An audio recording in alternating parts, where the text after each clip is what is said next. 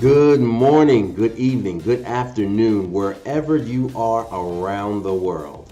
My name is Robert Antoinin, and I'm the host of Black CEO's premier event for 2021, Black and Iconic. And from the brilliant mind of Black CEO's founder, Trevor Otts, today's theme is Black Tie, Black Power, Black Money. And you don't want to miss this amazing lineup of speakers. Starting us off today during our morning session is going to be JJ Conway, and you'll also hear from one of my favorite people, Sakone Prince, who's going to do a workshop for us. So as I've shared with you all week long, make sure that you tell a friend so that they can tune in. The main way that you can do that is by sending them over to www.joinblackceo.com. Again, that's joinblackceo.com. And while you're there, I want you to get some swag and some merchandise so that you can represent the Black CEO that's already in you by going to blackceot-shirts.com. That's www.blacktshirts.com.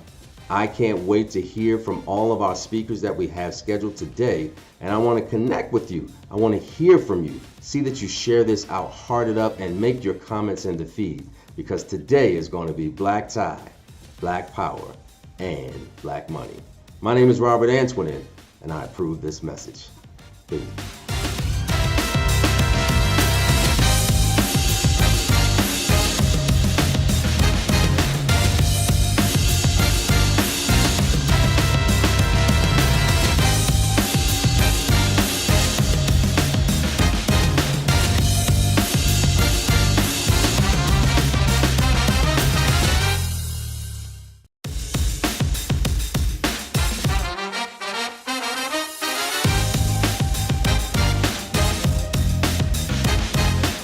Hello, all my friends at BlackCEO. This is Myron Golden, and I'm going to share with you how to take your business from $10,000 a month to $128,000 a month in 4 moves.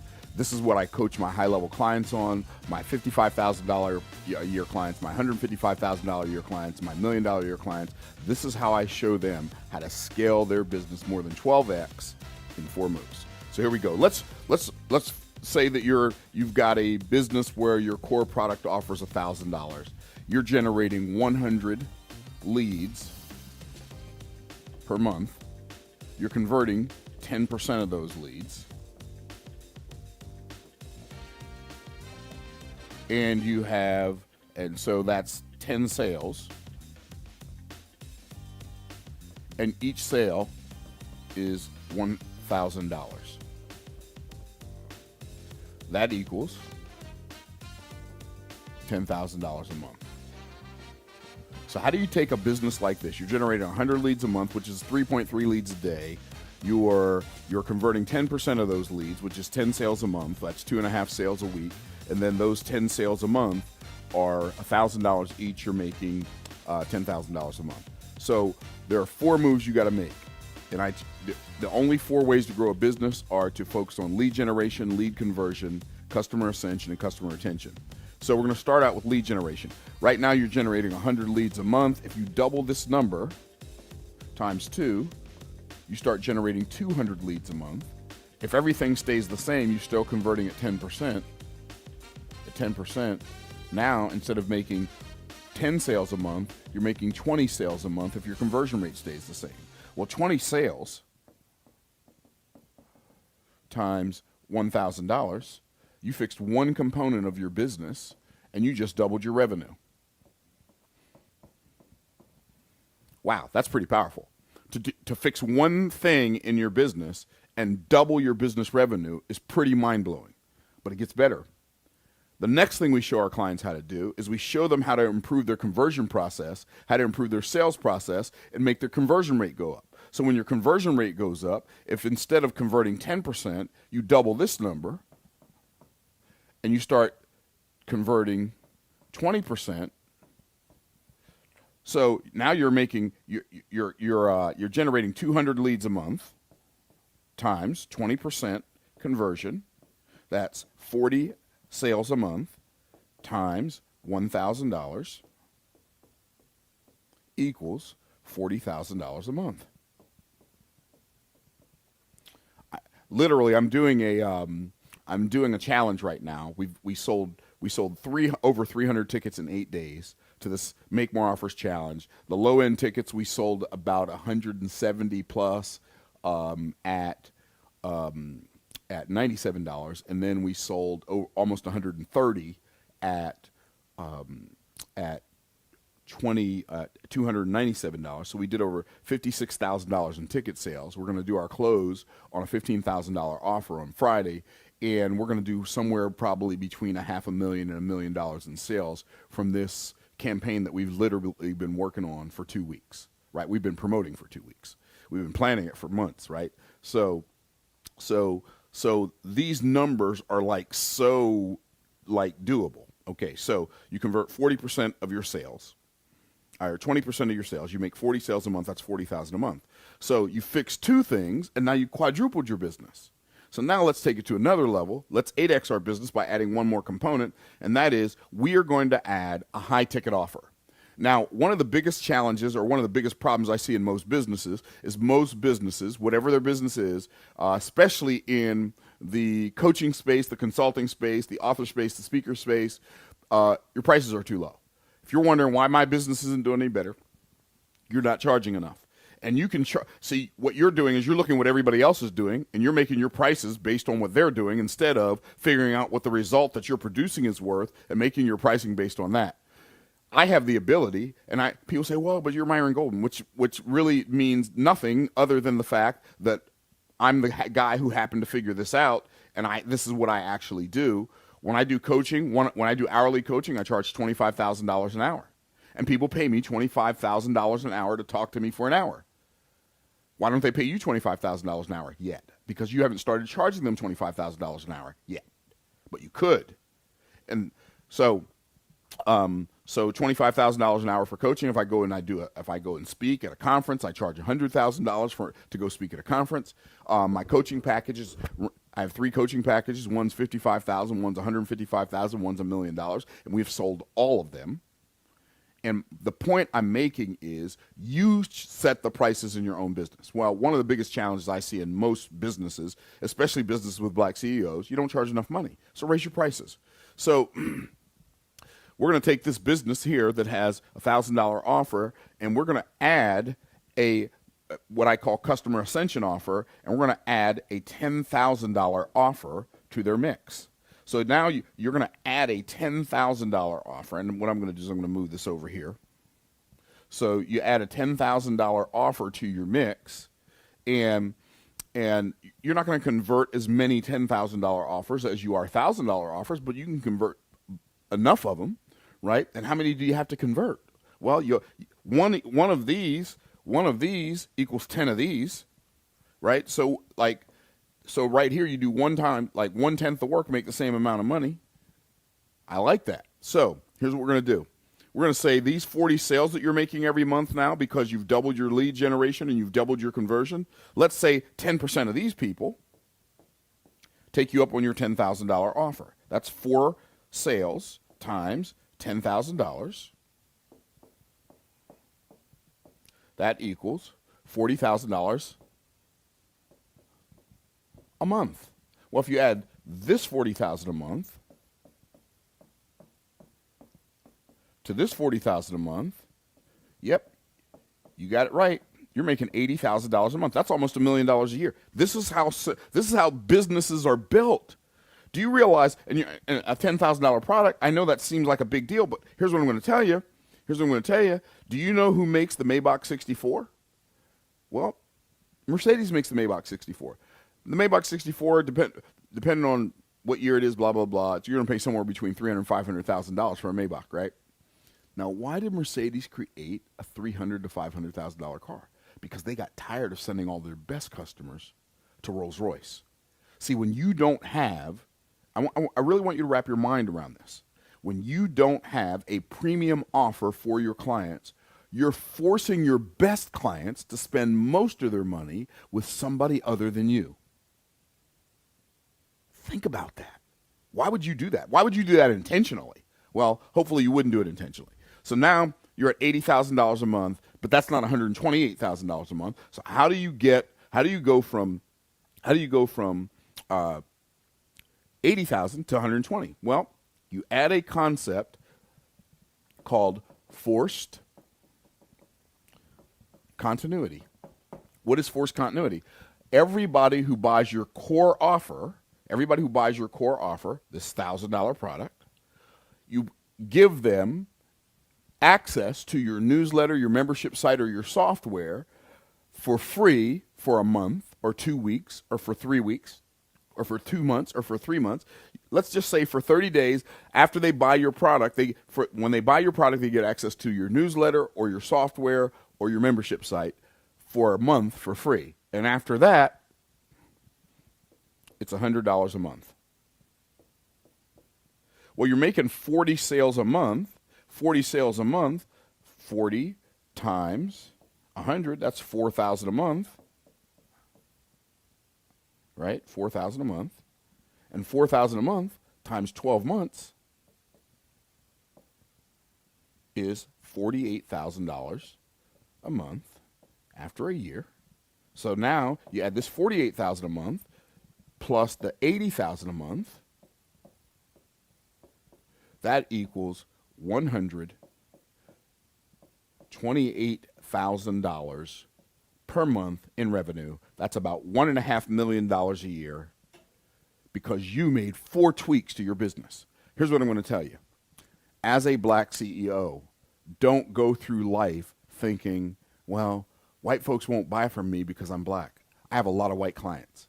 Don't go through life thinking black folks won't buy from me because they won't spend that kind of money on a product. I have lots of black clients.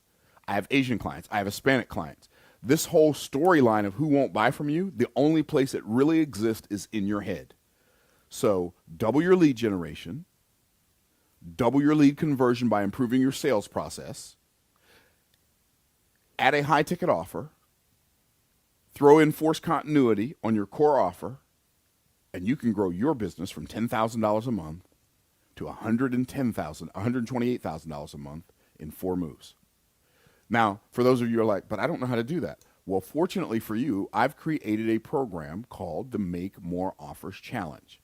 When you go to that website, like right now, the challenge is live. The challenge is over this Friday. We started it on Monday, but the recordings are not included when you buy the challenge. You can pay $97 for the challenge, or you can pay $297 for the challenge. If you do $297, you get access to the VIP area, and you get extra bonuses, plus you get to be on Zoom. If you buy the $97 ticket, you watch the challenge on Facebook Live. But my point is, right now, if you get started in the challenge, even though we've already done 2 days, we've got 2 days right now in the Facebook group, and it will be in the Facebook group until Sunday night, this coming Sunday night, February 28th at 11:59 p.m. If you're watching this on a recording sometime down the road after February 28th, 2021, well, then we will be doing the Make More Offers Challenge again later on this year. So what you do is you'll either get on a waiting list or to be notified, or you will be able to buy a ticket if the challenge is open. So congratulations for being a part of the BlackCEO conference, and take advantage of these concepts that I showed you, and you can take your life and your business to the next level. Thanks for watching.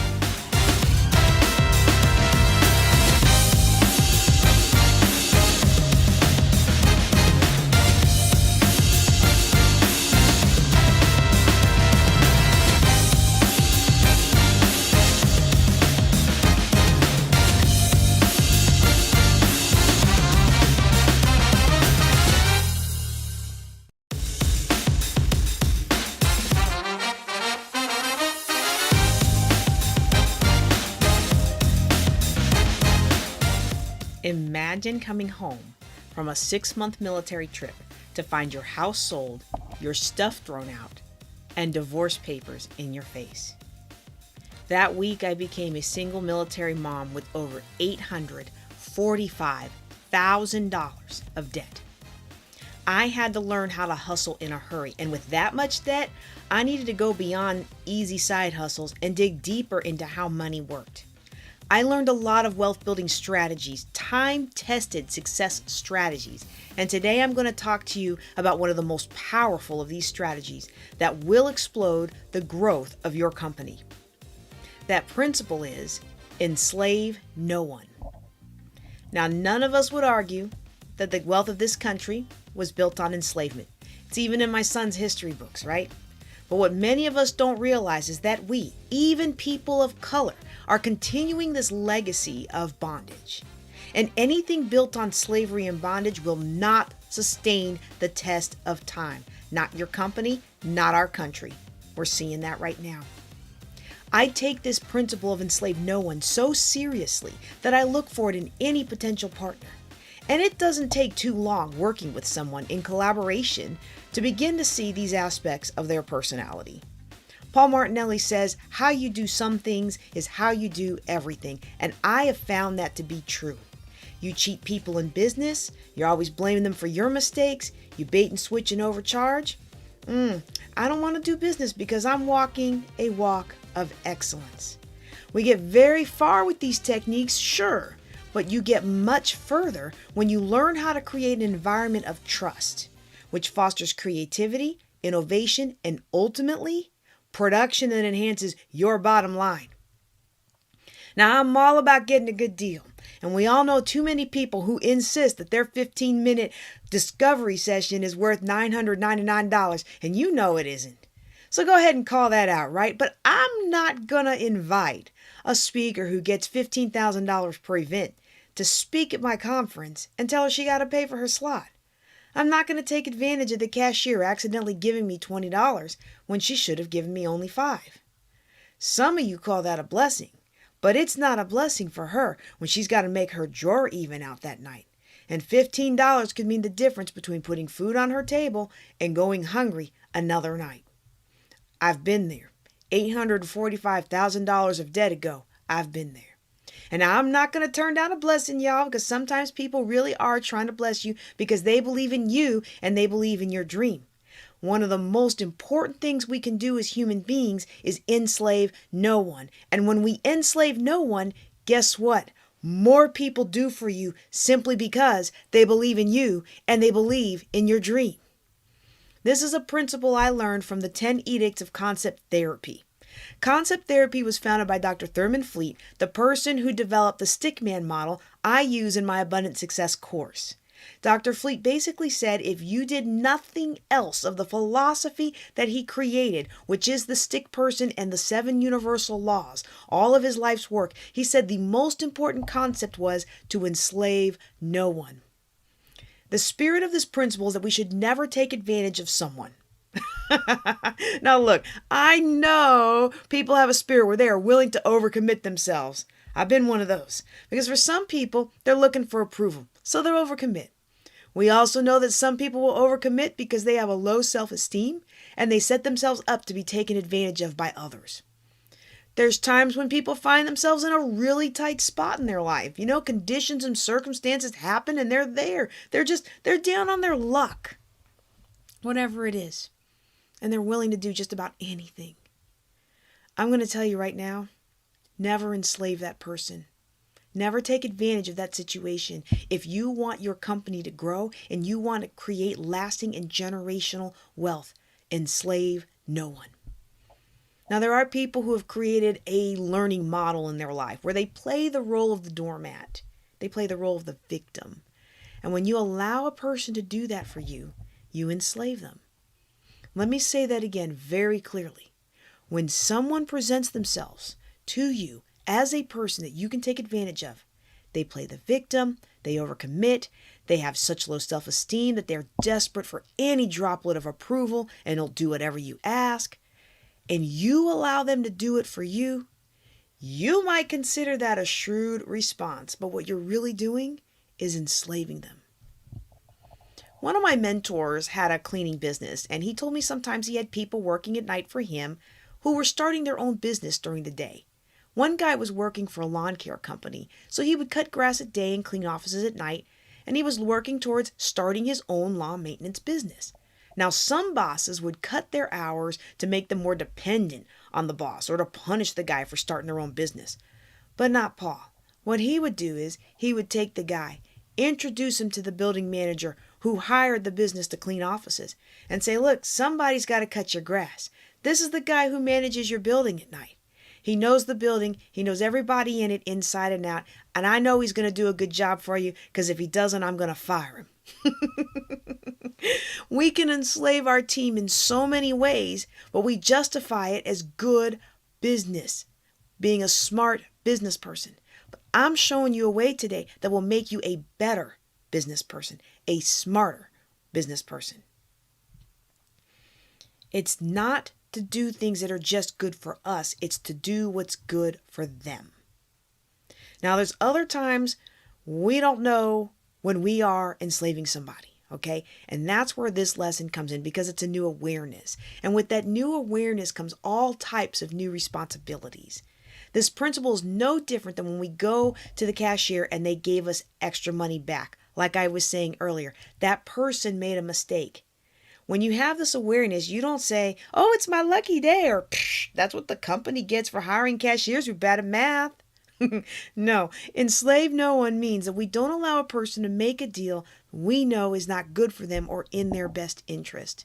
It also means that we don't manipulate people into making decisions or life choices that are not in their best interest, like me convincing employees to do more work over the weekend so that I don't have to work. I mean, that's easy to justify, isn't it?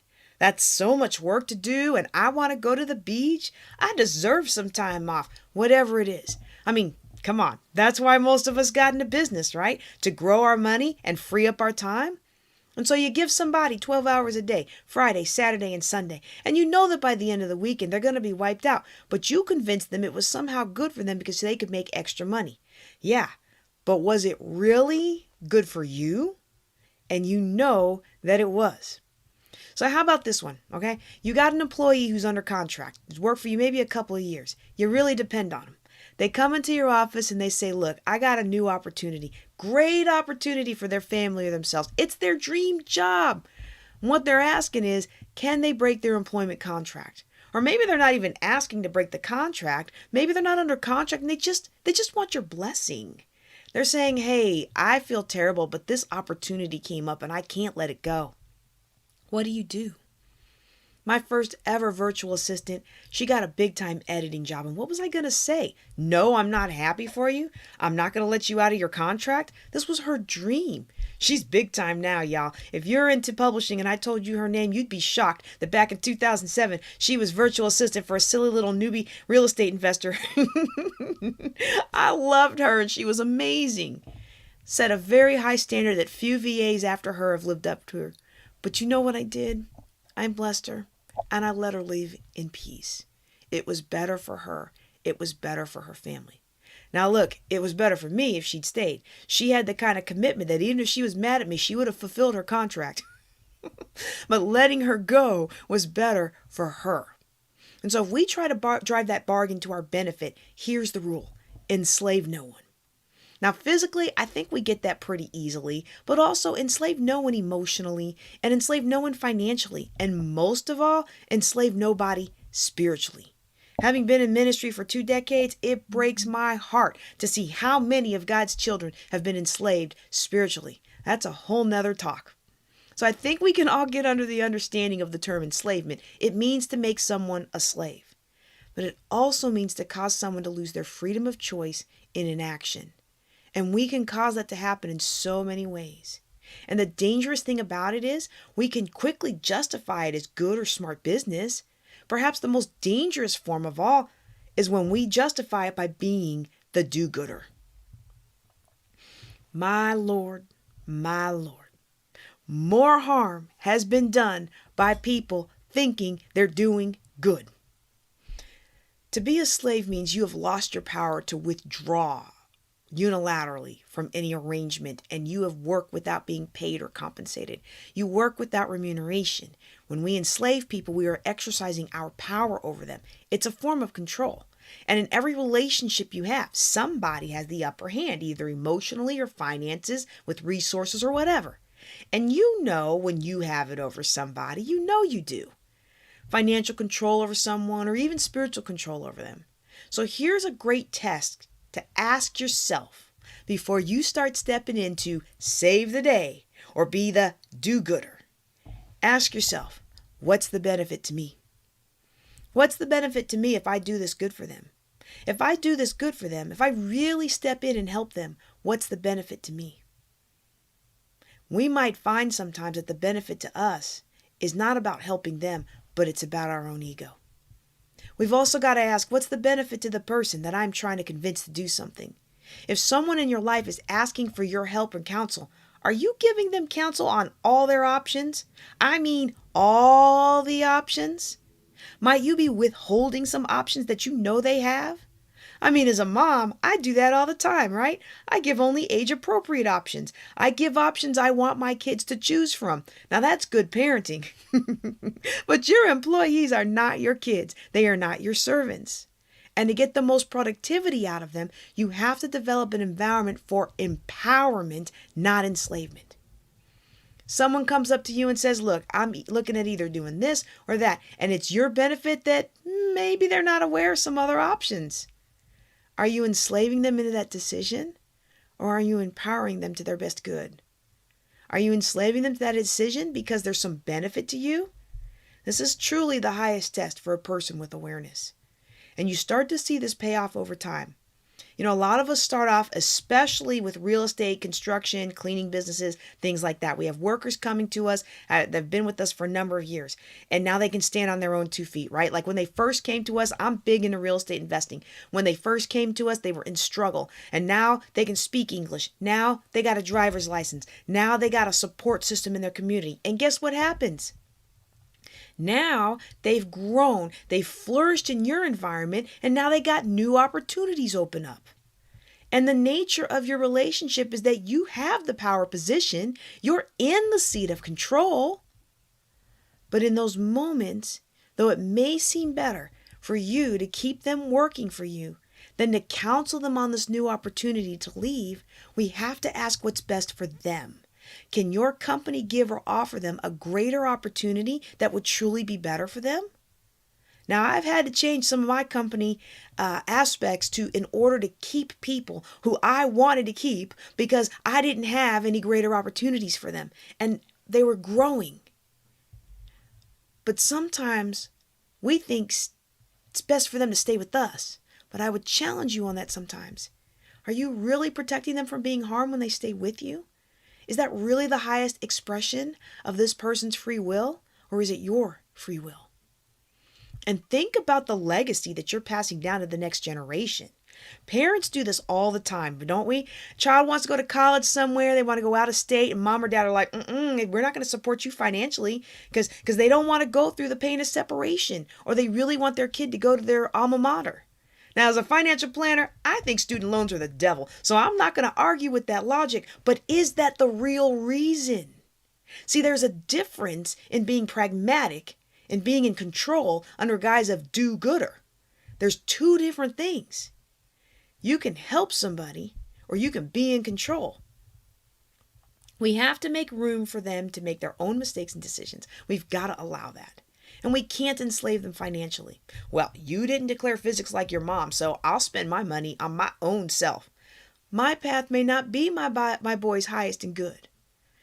And as aware people, we know, well, listen to me, as aware people, we know we are exercising our power and authority over another person when we do that. There's a difference between, we don't recommend that you go to that party school because you'll have to take loans, which will hamstring you for the first 10 years of your career, and you probably won't graduate because you'll be having so much fun partying, when you could just go nearby and graduate debt-free.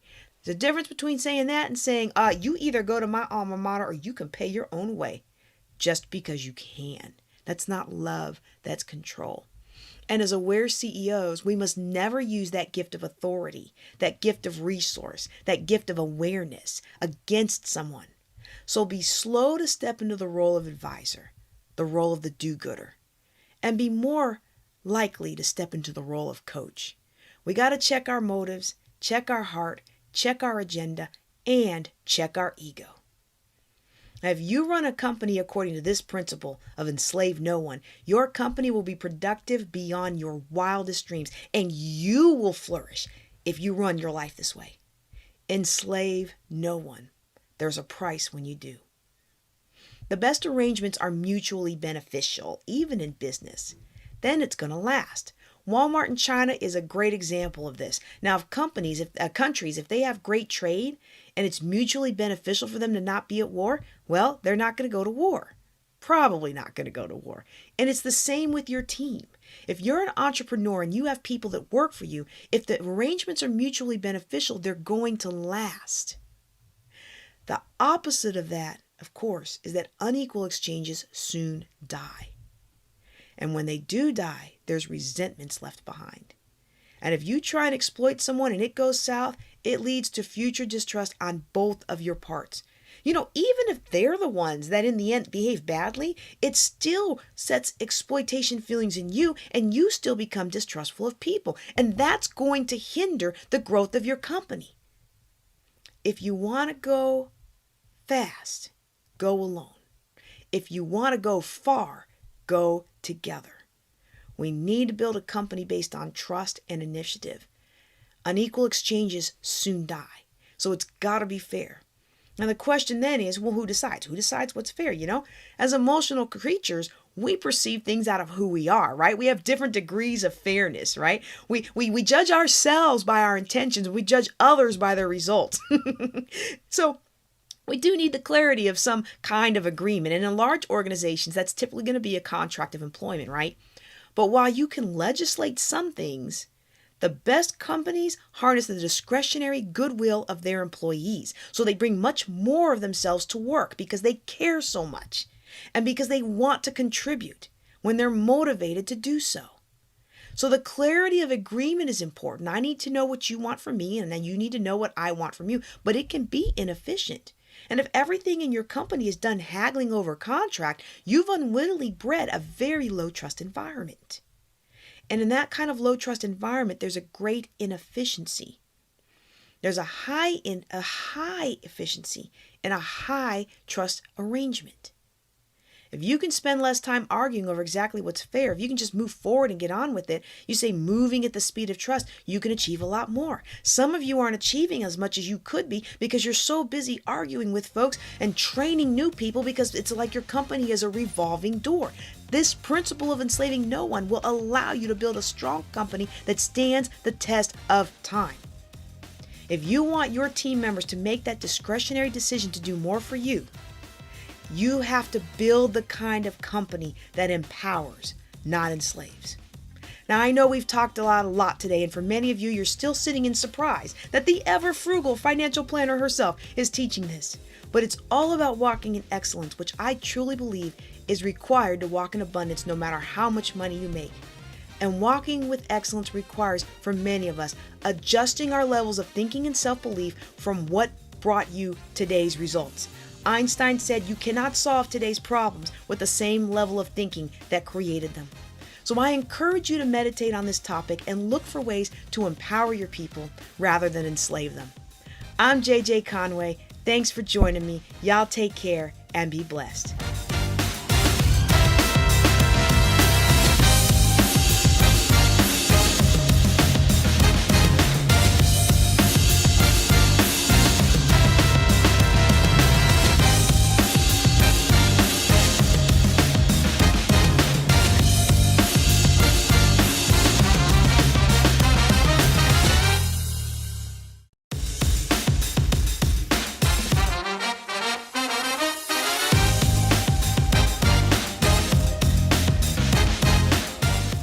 Hello, everyone. I am so excited to be here today. I'm speaking at this conference, being able to share my story with each and every one of you. I know that the last year has been crazy with COVID-19, but for some of you has truly been a comfort zone. A lot of you are walking around with your cute masks. Now that we've been wearing them for almost a year, you've gotten them customized and personalized, and you're looking really cute. But one of the things that those masks are helping to do is helping to hide who you truly are.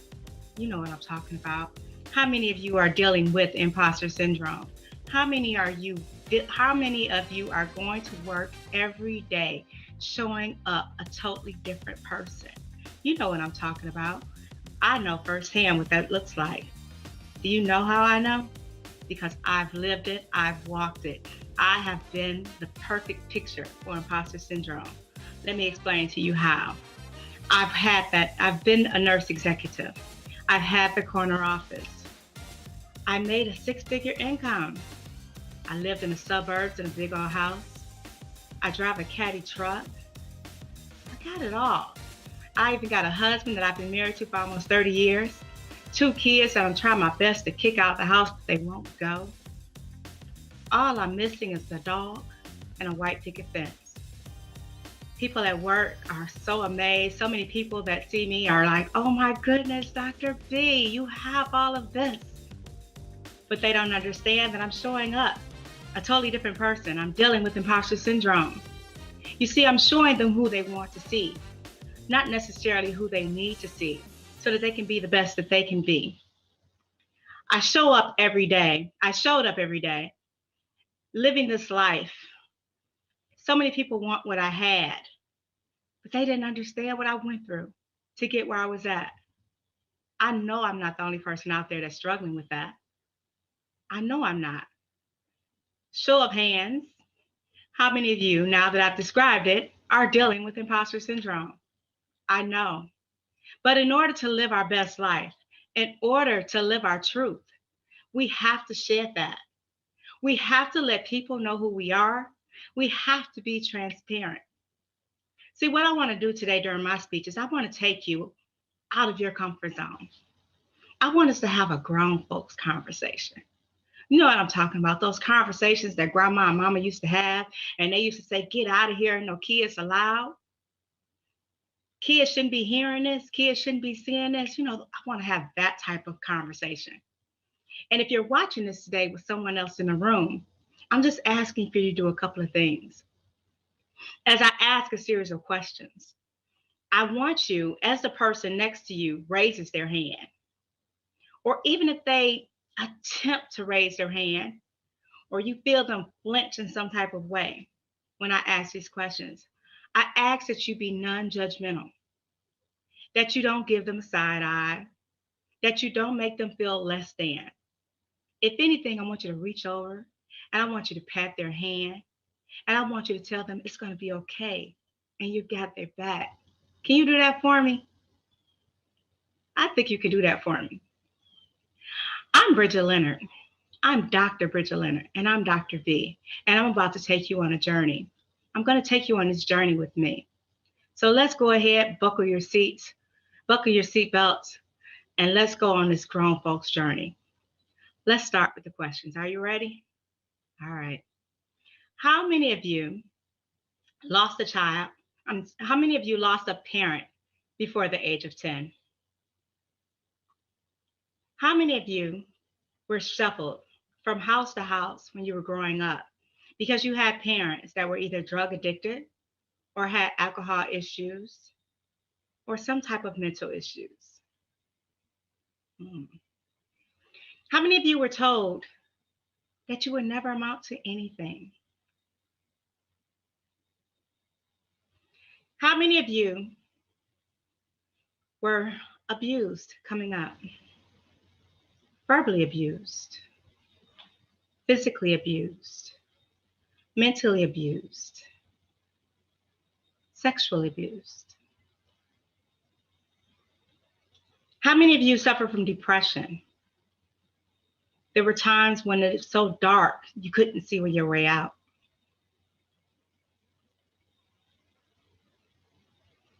How many of you were chased around the house by a person with a shotgun with the pure intent to kill you? And that person was your own mother. That's deep, isn't it? How many of you had a child by the age of 15? How many of you dropped out of high school? How many of you were told that you were cute, to be so dark, to have lips so big? How many of you had 4 kids by the age of 21?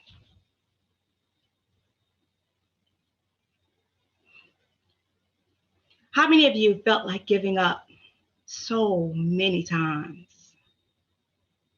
And you even took it a step further by trying to commit suicide once, twice, maybe even 3 times. I know the questions I asked were hard. The questions I asked possibly made you feel transparent. The questions I asked possibly even put tears in your eyes because it took you to a place that you had forgot about, that you had left in a corner. Because again, you're dealing with imposter syndrome. When I asked those questions, did you notice one thing? Because I asked each and every one of you to hold up your hand if that question applied to you. Did you notice what was happening here on the stage? Did you notice that for each question I asked, my hand stayed up? My hand stayed up for each and every question that I asked you. Now, all those questions I asked, there's no way, there's no reason whatsoever that all of that should happen to one person. But it did. That one person was me. But I'm standing here today because I've learned that what doesn't break you truly, truly makes you stronger. So I'm not asking for your pity today. Oh no, I am not asking for your pity. Because each and every lesson, each and every trial and tribulation that I went through growing up, it made me stronger. It made me want more. It made me want to do more. That is why I'm asking you to let imposter syndrome go, to be the best you can be, to live with your truth. Your truth helped to make you who you are today. Don't let anyone take that away from you. You see, I'm sitting here today with all of that baggage behind me. But don't get me wrong, it was not an easy journey.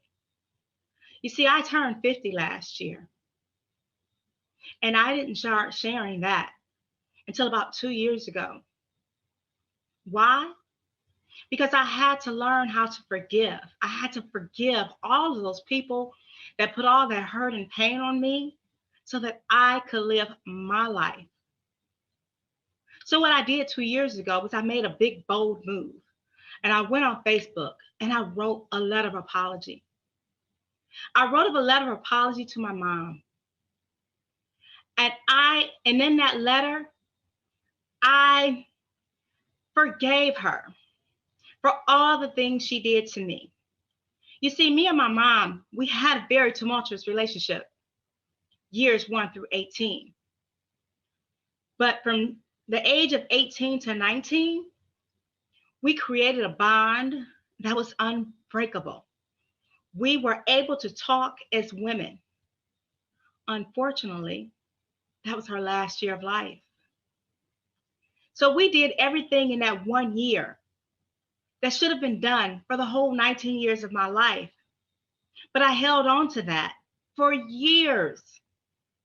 My mom died in 1991. It wasn't until 2010. It wasn't until 2018 that I was able to say, you know what, Mom? I forgive you for not being the best mom because you probably didn't know what a mother was supposed to be.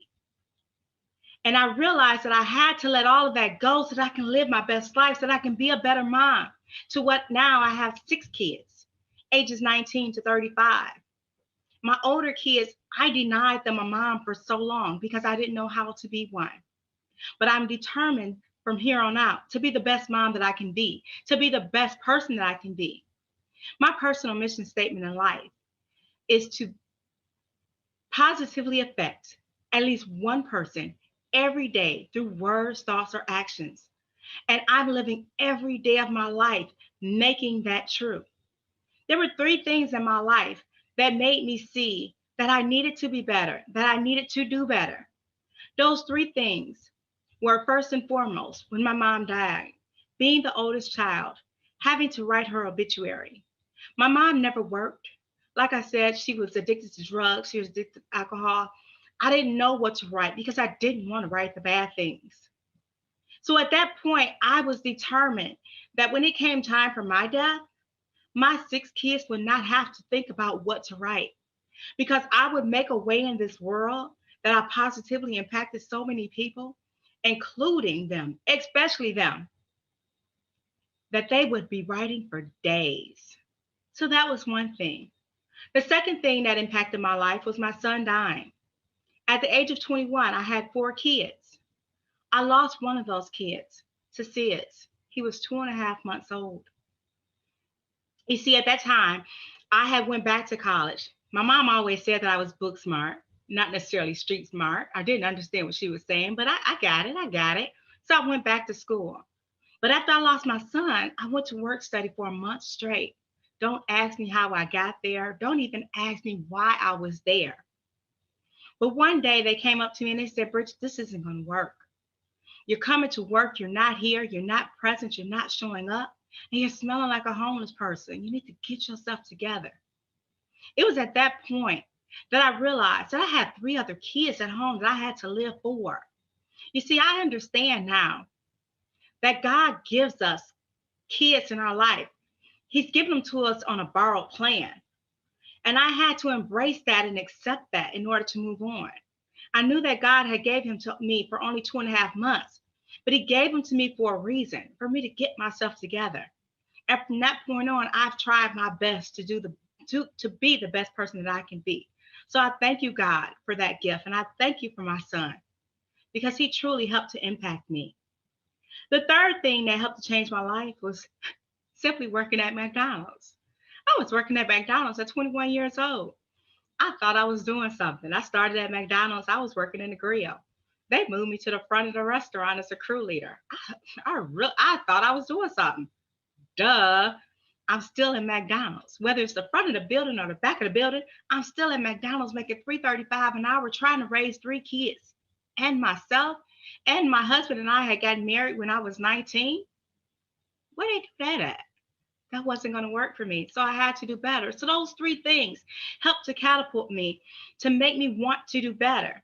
So although I was a high school dropout, I turned my life around. Right now, even though I went through all of that stuff and I described to you guys, I was a teen mom. I was abused in every fashionable way. I tried to kill myself 3 times. I suffered from depression. I didn't like myself. There were times I didn't look in the mirror. Look at me today. I have on bright pink lipstick. There was a time where I wouldn't put on lipstick because I wanted to hide, because I thought my beauty was a curse. But today I embrace my beauty. I embrace my big lips. I embrace my chocolate colored skin. I embrace me. Today I'm Dr. B. I'm bold. I'm beautiful. I'm empowered. I'm encouraging. I'm motivating. I'm inspiring. I'm a nurse. I'm an author. I'm a speaker. I'm a professor. I like to tell people I'm all that.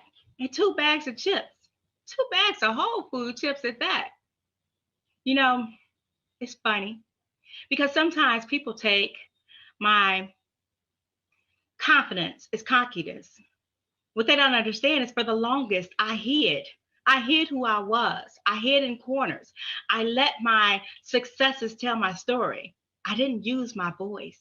But today I'm asking you to start using your voice, to tell people who you are, to tell people what you've been through. They need to hear that.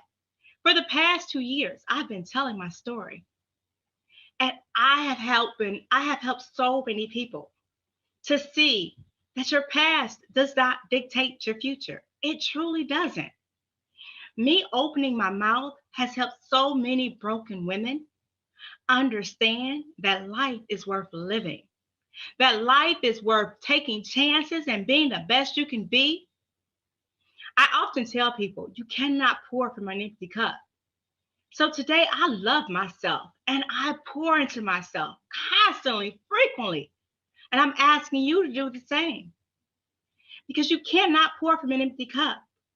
And it's okay to be selfish. It's okay to do things for you. Because when you put a smile on your face, when you're living your best life, you can't help but to spread that onto others. It becomes contagious. So I'm asking you to do that.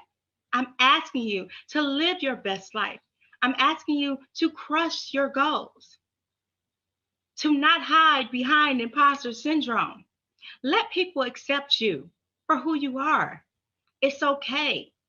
We weren't made in a common mode. We were all put on this earth to be different, to add value to each other's lives. And unfortunately, some of us have to go through the bad things in order to grow. You see on my wrist, I have a tattoo of a lotus. I love the lotus.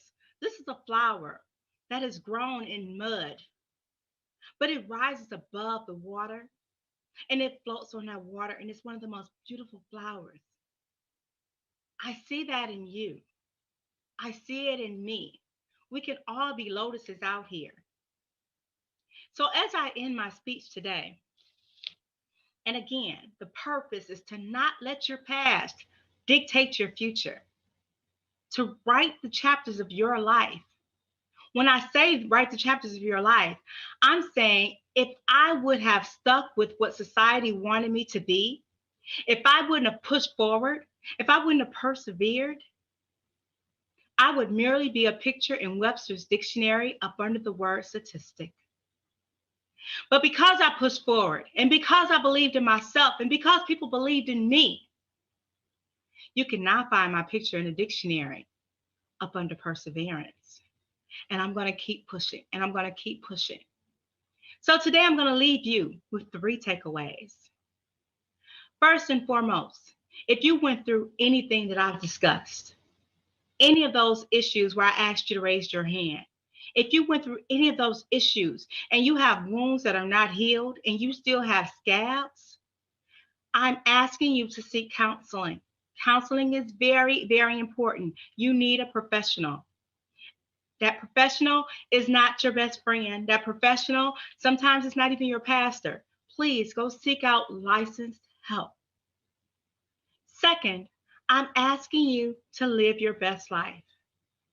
Living your best life does not mean a 6-figure income. I quit corporate America. I quit corporate America almost a year ago, and I'm the happiest person I've ever been in my life. Living your best life does not mean having a corner office. Living your best life simply means finding things and placing people in your life that make you smile, that make you want to get up, that make you want to go hard, that make you want to go harder, and finding ways to positively impact others. The third thing I'm going to leave you with is take back the pen and write the chapters of your life. Don't let anyone define you but you. I can't want more for you than you want for yourself. I am Dr. V. Do not let your past dictate your future. Write the chapters of your own life. Live your best life, crushing goals. Thank you so much for hearing me out. Have an awesome day. Bye-bye.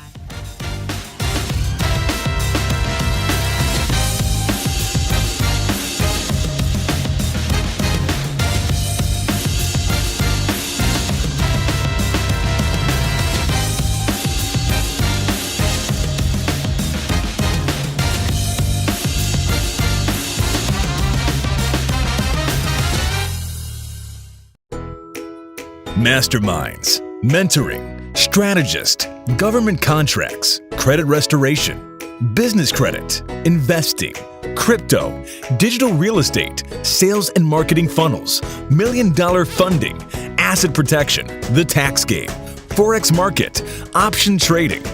These are some of the tools that are taught inside of our platform, theblackmillionairesmatrix.com.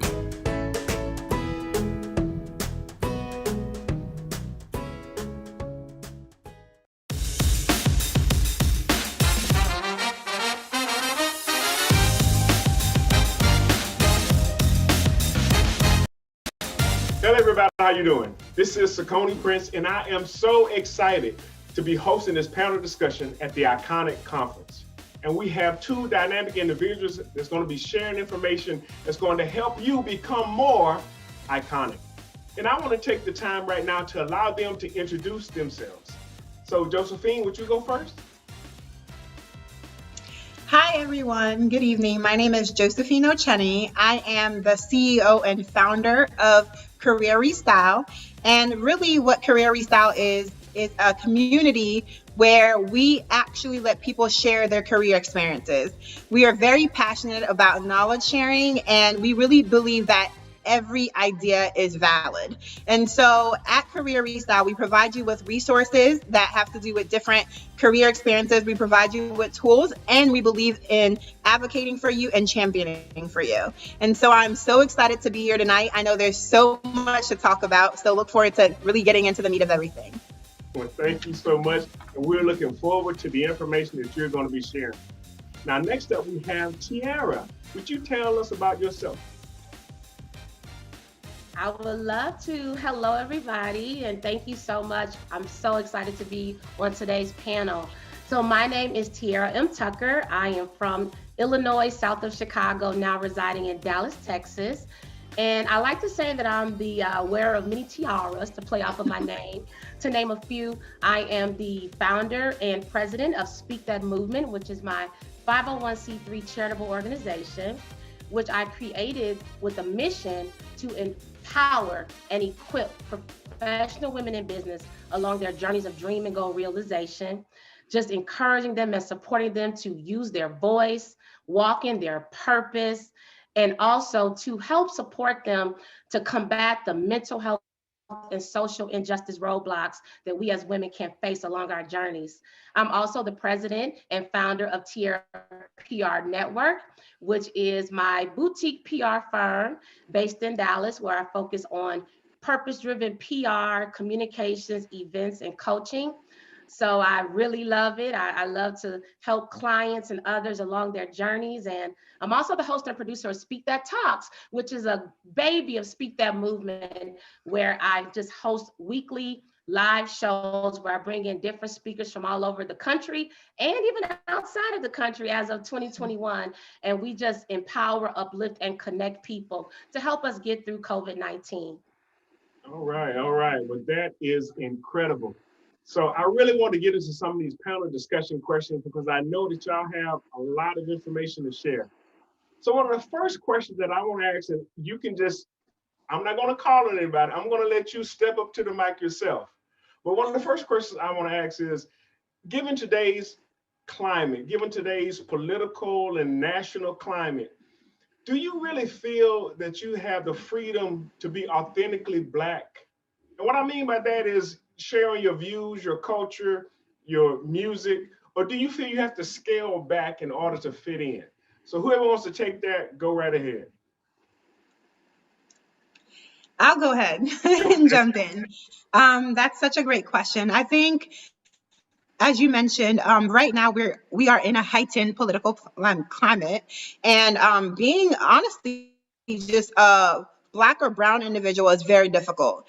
And so there's a lot of stereotypes that we face often that we have to try and debunk. And so I really believe that, we truly as a people have the opportunity to really change those different stereotypes and really just, go against the norm. I think that in terms of, you mentioned the music industry, you mentioned just career fields, just different opportunities that we have.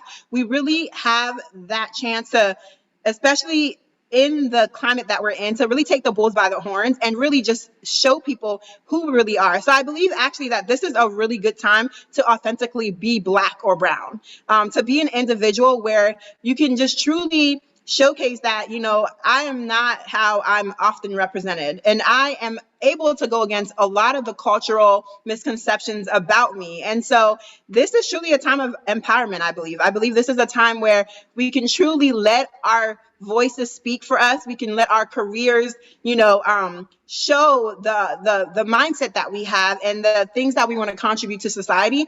And again, we know that, in this democratic land that we live in, there's so much that we can really prove as a people. And I think we've seen that, right? We've banded together, and in us banding together, it's shown that we have solidarity and we have power in numbers. And so this is the time to really be proud of who we are and to be authentically Black or brown. So I think this is the perfect timing, actually. Good, good, I good. totally agree with you, Josephine. I feel like this is our time. It always was our time, to be perfectly honest with you.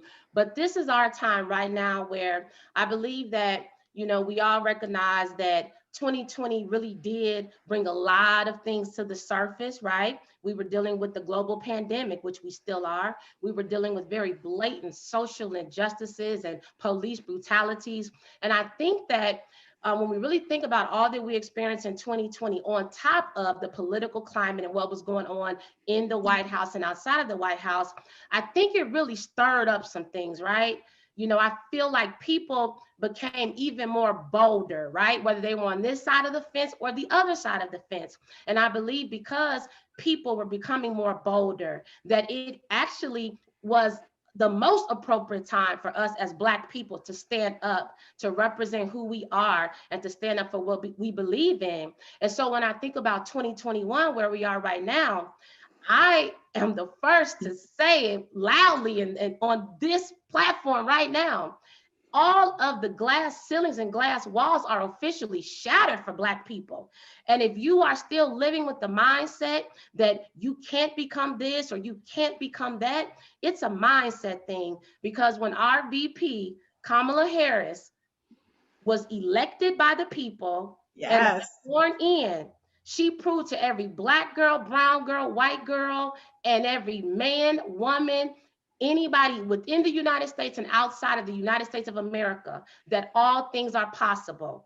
So she is a representation of us. She is also us. So I just really hope that when we think about, we have an African American, we have a Black woman, whatever we want to say she is, but we have a Black woman in one of the highest seats in a country. We have Black women and Black men that are becoming CEOs and, directors and presidents and vice presidents. And whether people want to say, yeah, but it's because of this or because of that. No. We get these seats because we earned them, we deserve them, and we have everything that it takes to stay in them. So I think that no, this is the time to use your voice and use it unapologetically and even louder than ever before. I think about the article that I had a chance to write for the SCLC magazine, and the subject was "Stay Woke." And I kind of did a play on that Childish Gambino song of the same, Redbone, but the chorus was "Stay Woke." And I really talked about how that for the first time, I think that us as people of African descent, Black people, we really saw how us banding together was able to actually make a difference. I even quoted the Detroit minister who talked about that we went from picking cotton to picking presidents. Talked about how we turned the state of Georgia blue with the amount of turnout that we had.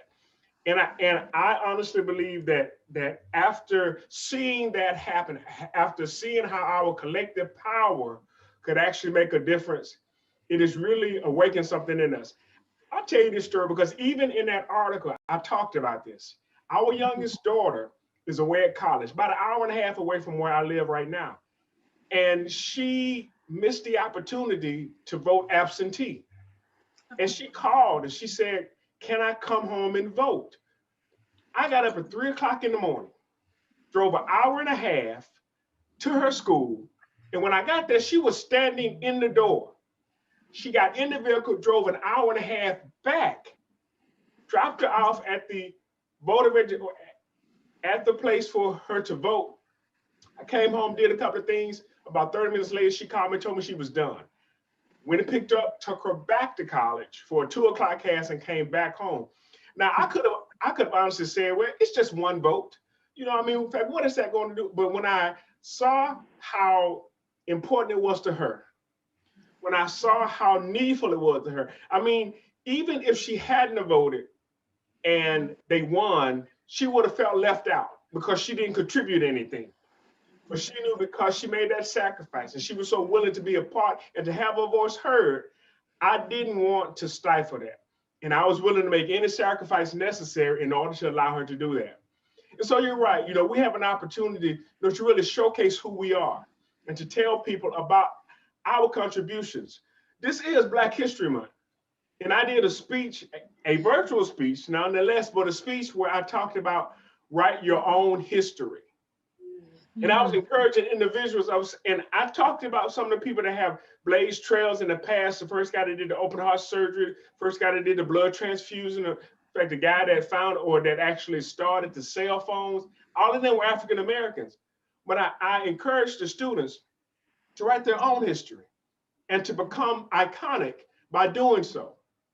And so I'm so grateful for this conference because it allows us a chance to really showcase our own excellence and really to tell our own story, because there's nothing worse than having somebody misrepresent you or somebody get it wrong or somebody paint you in an unfavorable light. But when you have an opportunity to hold a pen and write your own story, you definitely want to take advantage of that.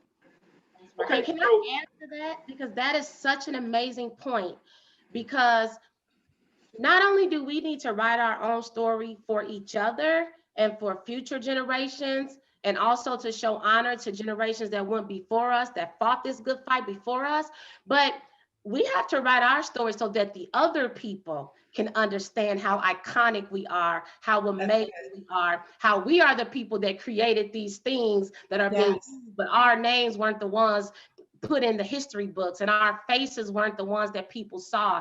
And I believe that what we have right now in America, although we see a lot of, we still see the division, but there's also been a lot of unity, because what I believe is when we step to the plate in a powerful, unified force as Black people in solidarity, we make the other folks look and say, okay. Yes. And that is so true. That is so true, which actually brings us to our next panel discussion question, which is, can you honestly say that what you're doing now is making it easier for somebody coming behind you? And what I mean by that is this. Oftentimes, we've seen situations where somebody will make it harder for somebody else. They'll make it more difficult and more challenging. Even in relationships, you'll have it where one person is using what happened to them from another one. They're taking it to another situation. Well, as far as us as African Americans, are we performing at such a level that makes it easier for somebody else coming behind us, or are we being a hindrance and a stumbling block to where they're like, see, all of them are like, all of them are lazy, blah, blah, blah. What are we doing to contribute to the cause, if you will? So anybody want to chime in on that one? I'll go first and chime in on that one. Thank you so much. So honestly, I think that, we've all echoed that this is our time, right? It's always been our time. And when I think iconic, I think legacy. And really what we're doing right now is we're building legacy, right? We're building legacy for the future to come. And so when you mentioned, are we a stumbling block or are we a catalyst? I would say we're a catalyst. And when we're talking businesses, it's me and Tiara on here right now, and it's such an honor to be on this platform with her. I mean, two awesome women, right, that are entrepreneurs, that are getting it, that are trying to make it. And I know that, not only will we be successful, but as well, we're paving the way for our future, right? And we're paving the way and we're showing people that this is so possible. And so I really think that in this moment that we're in right now, right? If you could bottle up this moment, really what, the essence of this moment would be is, am I paving the way for the next generation? And the answer to that would really be yes, I am, right? I'm showing people that it's possible. I personally, everyone has a personal brand. Everyone has a personal story. And my story is that I am the child of immigrant parents. I was an immigrant myself. And so coming to this country, right, and being given the opportunity not only for education, but to do greater, I'm not going to waste that opportunity. And so when I see other people like myself, I take it upon myself to not only champion and advocate for them, but to really show them that if I can do it, an immigrant, right? Someone from Africa, Nigeria specifically, if I can do it, then you can do it as well, right?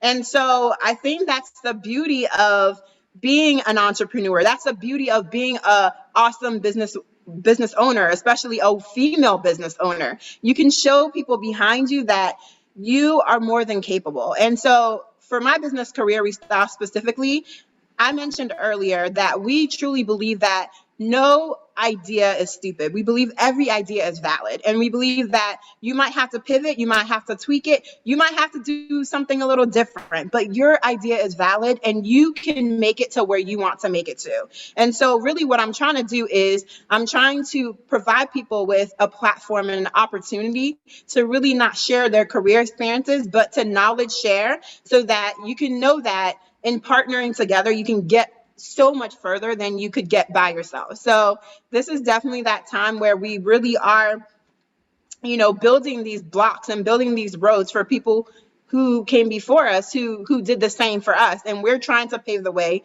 for other individuals too as well. Right. Tara? Yes, nicely put, my sister. And I would just like to answer your question by saying that I believe that we definitely are, a catalyst because meaning people that are taking the steps to make a difference, right? Because I believe, and I hate to keep going back to 2020, but I just believe it will be such a pivotal year in our history and in our journey.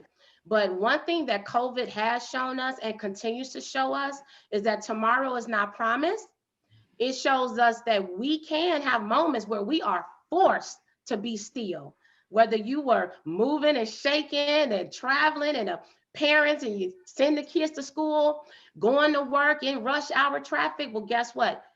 We all, for the most part, were forced to be still. And in that period of being forced to be still, I believe what it allowed a lot of people to do, if they pressed in on it, was to dig deep and say, now that I have a moment to be still, what do I really want to do? What do I want the next month, next year, next decade of my life to look like?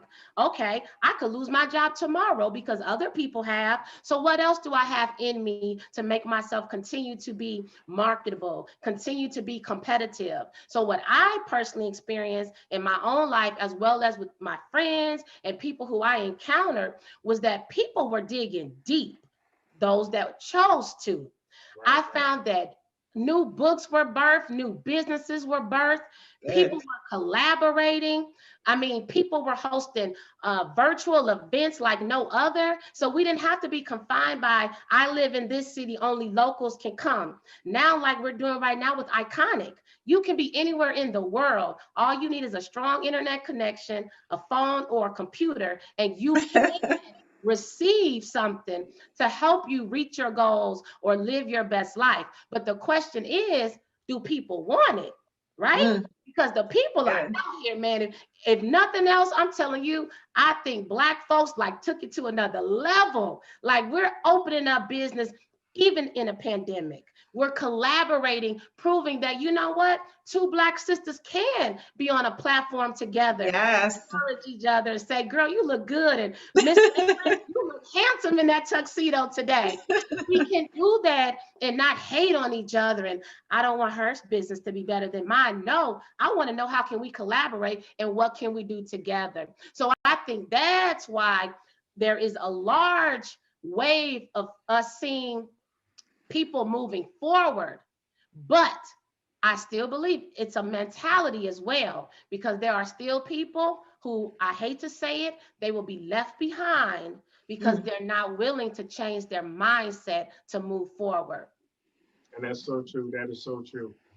I think about at the inauguration, that moment where, Michelle Obama pointed at Kamala and they pointed back at each other. I mean, that was just that sisterly love that you talked about, that kind of support.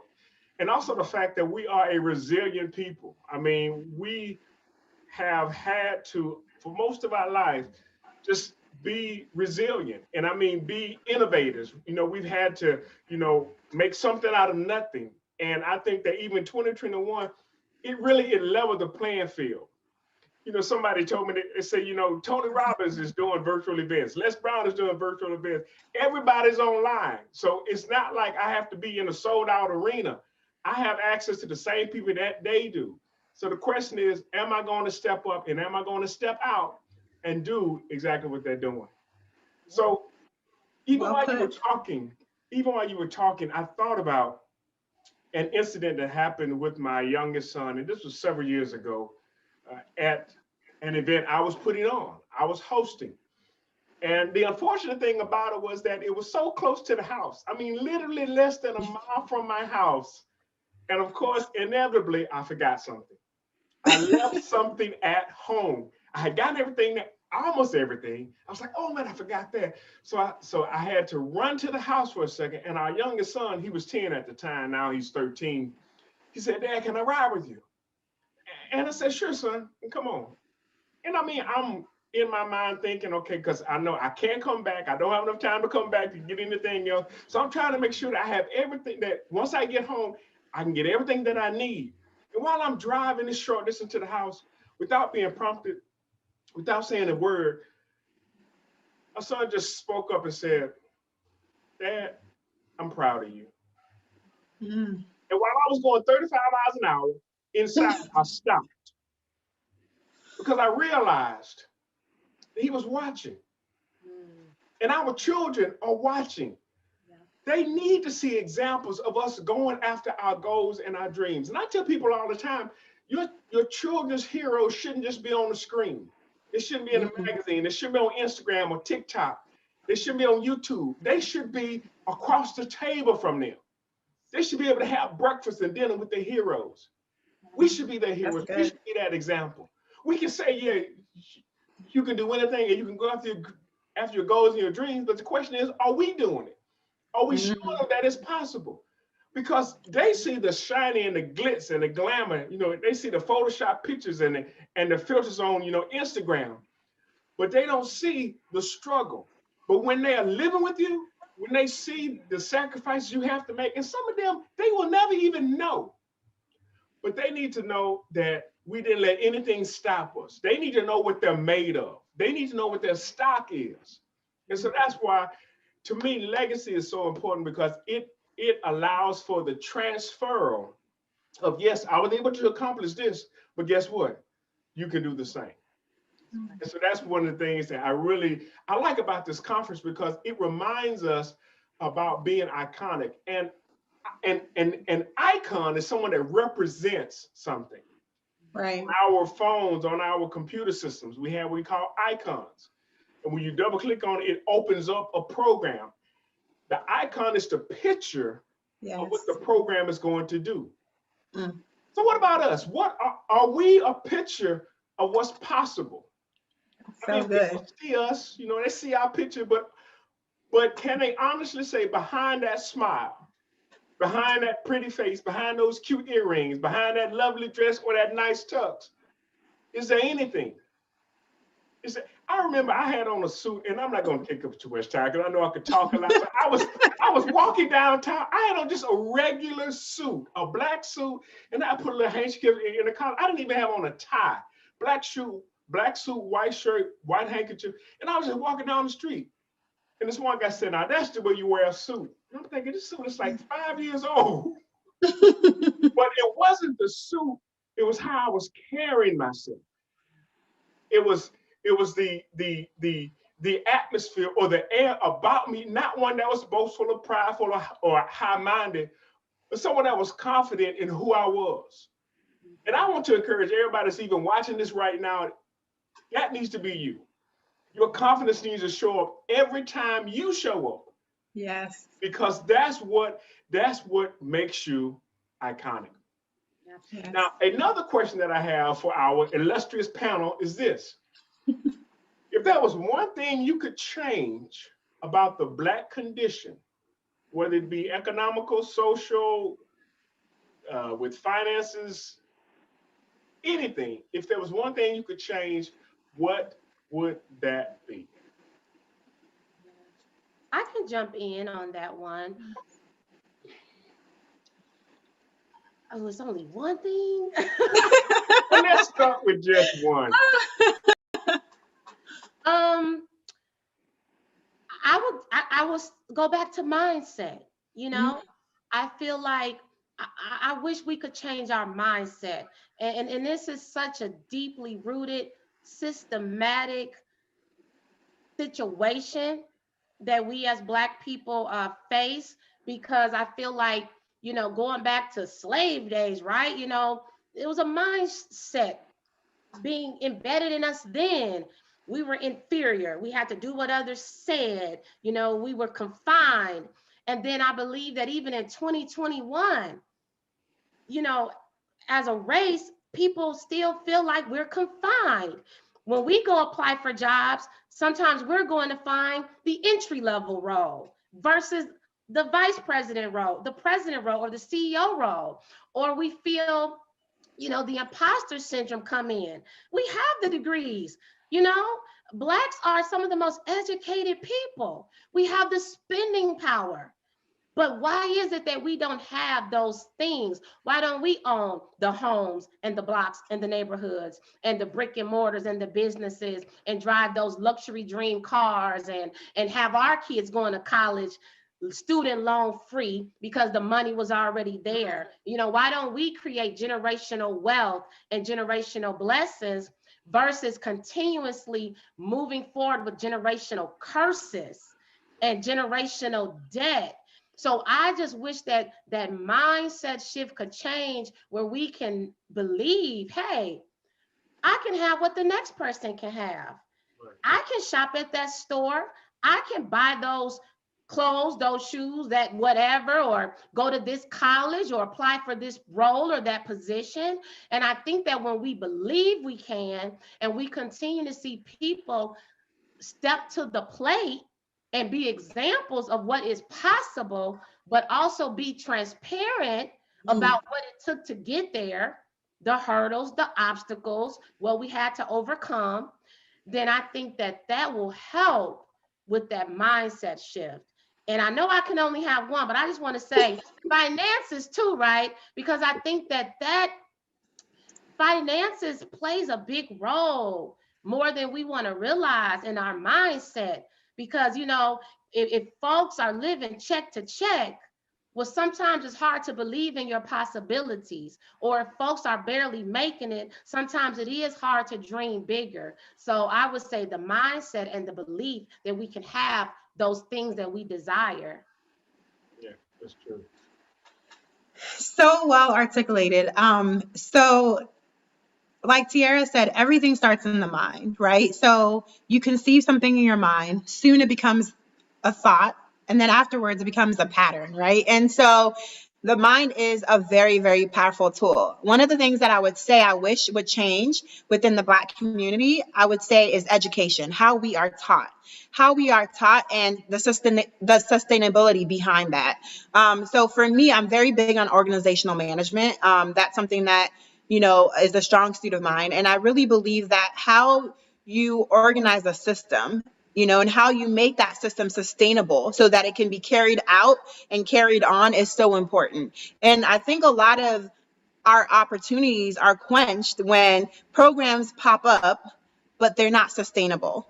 And those programs aren't really feeding to the minds and feeding to the expansion of the opportunities that are out there for individuals such as ourselves. And so I would really say just the, you know, the planning and the platform in how we are taught, right? And so when we are being taught, are we being taught in a way that it kind of helps our mind expand? Are we being taught in a way that we can see beyond our present circumstance, where we can say, hey, I can go study abroad.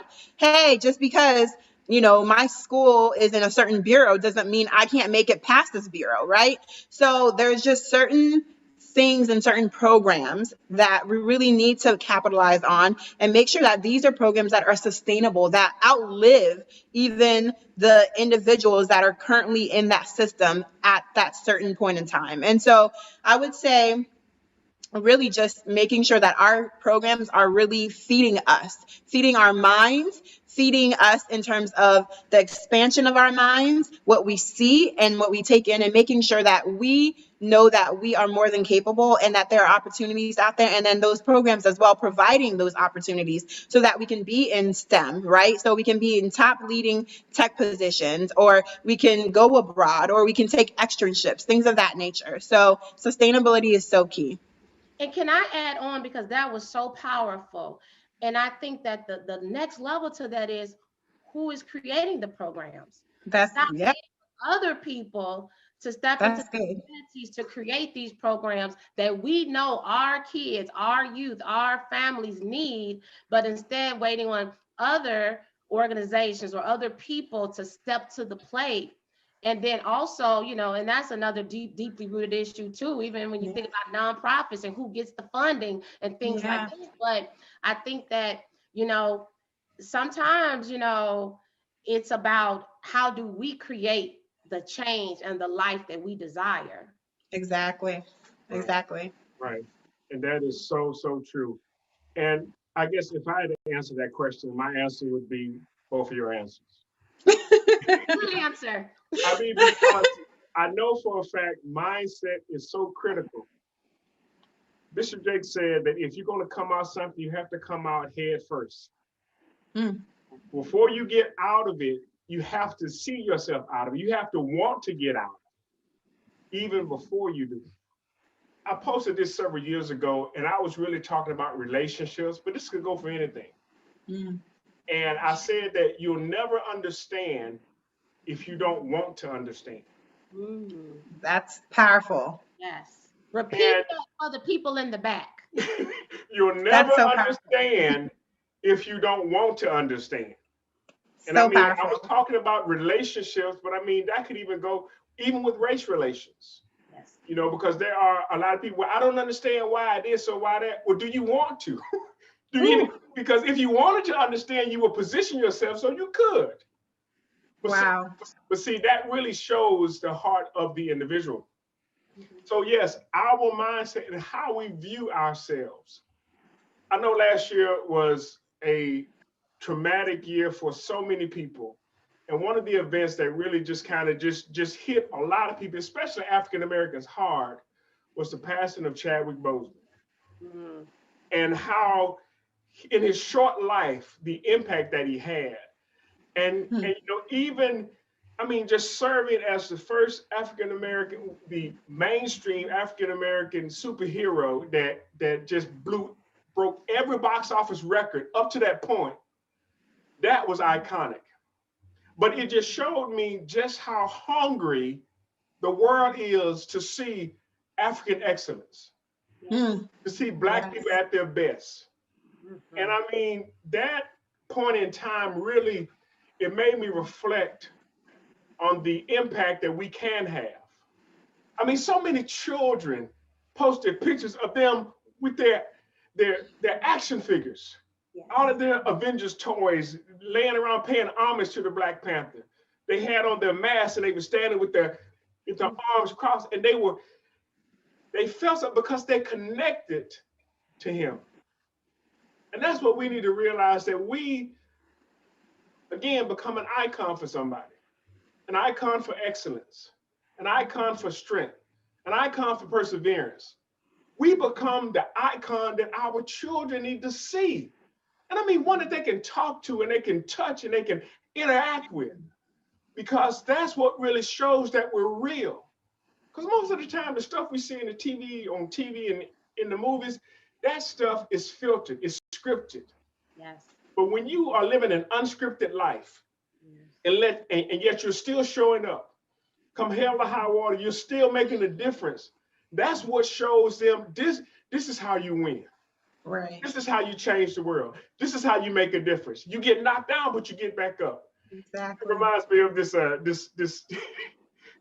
story of this coach. He had just hired a new recruit, and he called a recruit in and he told him to sit down. He says, "Listen, I want you to go out and I want you to recruit some guys, okay?" He said, "Yes, sir. Okay, I get it." The coach said, "There are some guys that get knocked down but to get back up. Said, okay. But then there are some guys that get knocked down and they stay down. Hmm. There's some other guys that get knocked down, they get back up, they get knocked down again, and they stay down. And the recruiter said, okay, coach, I think I got it. I think you want me to go out and you want me to actually get the guys that get knocked down, but they get back up. They get knocked down, they get back up. The coach said, no. The guy was like, so who do you want me to get? He said, I want you to get the guys that's knocking them down. Wow. Those are the ones he wanted him to recruit. My point is that we as African Americans, we can be the hammer and not the nail. When I say we the hammer and not the nail, in order for you to build a house, you don't hit one time and you're done. You keep hammering. You put a nail and another nail, and that shows consistency, shows persistency. If you're gonna have a strong, sturdy house, it's not tied together with one nail. And so many of us, we think that we can just do one thing and that's going to create a legacy. Or do one thing and that's going to change the world. No, we have to keep hammering. Again, we have to be the hammer and not the nails. Some of us, we become the nails. We've allowed life to beat us down and it just put us in a position where we think we can't get back up and we can't move. Again, like the coach said, I want you to get the ones that's knocking them down. We need to be those people. The ones that are consistently showing up and doing those things that make us iconic. So I do have another question that I wanted to share with you, and that is this. And I know it's been in the news a lot and it's still ongoing, but I really want to get your take on the events of recent days, just even in the Capitol, even with the assault on our democracy. Do you think that the outcome, and I already know the answer to this before I even ask, but do you think that the outcome would have been the same had there been people of color doing that? Do you think that they would have survived the day? No. Go ahead, Josephine. I'll chime in after. I mean, unfortunately, we all know the answer to that, and the answer is no. I find it unfortunate that, I mean, we literally are still stereotyped just by the color of our skin, right? It's unfortunate that someone can't pass you by and say, oh, look at their heart, or look at his heart, look at her heart. Instead, it's look at his face, look at her face, right? And let me profile that individual. And so it hits home. It hits home because, so I reside in the Washington, D.C. area. And to see such events happen and to see that there are people who still feel like that is justified is honestly sickening. And so the answer to that definitely is no, it would not have been the same result. It still shows me that we have a long way to go. It still shows me that we definitely, we should continue seeking for equality. We should never stop. And it just shows that, you know, we also are a people that, you know, like we said earlier, that this is the time to continue to band together. You know, we shouldn't just relax. We shouldn't just relent. I think we keep showing people that, you know, we are strong. We are overcomers. We are confident. Right. And we're not going to be bullied, and we're not going to just be told to, you know, sit in a certain position or told to, you know, conform to a certain mold. We're not going to be. Gone are those days. Gone are those days. And so I think, you know, again, like we were talking about earlier with our new vice president, that is such an awesome, you know, marking point in history. And I think that shows that anything is possible. Anything is possible. And so with that, really, we just keep charging forward, and we do not let that moment, you know, embitter us. That moment really taint the progress that we've already, you know, overcome and the progress that we've already achieved. And we just keep charging forward. We keep charging forward, and we keep showing that we're not going to put up with this. And we keep on showing that, you know, we are a strong collective, and that's how we're going to stay. Yeah. Well, I will say that seeing that happen was very, very disappointing and disrespectful, to say the least. Um, I am very passionate about the social justice space and social justice activism. And I will particularly say that I was out protesting and, marching in 2020 and even, beyond that. But in particular, I remember being out there in Dallas when things were really hot, with the George Floyd situation and everything else that was going on in America. And I remember police in riot gear were all over when we were peaceful. They were there and they were ready because they knew people were going to be out. So I believe that we've seen that so much when we watch TV and we see things that have happened, with the folks out there protesting for Breonna Taylor. We see the National Guard, we see the police ready and armed. So move forward. In August of last year, I was in DC for the Commitment March hosted by Reverend Al Sharpton. And I was there amongst, thousands upon thousands of African Americans and others, right? And I remember I was on the stage area where all the families were. And I just remember thinking, when we had this recent situation, I had a flashback to August.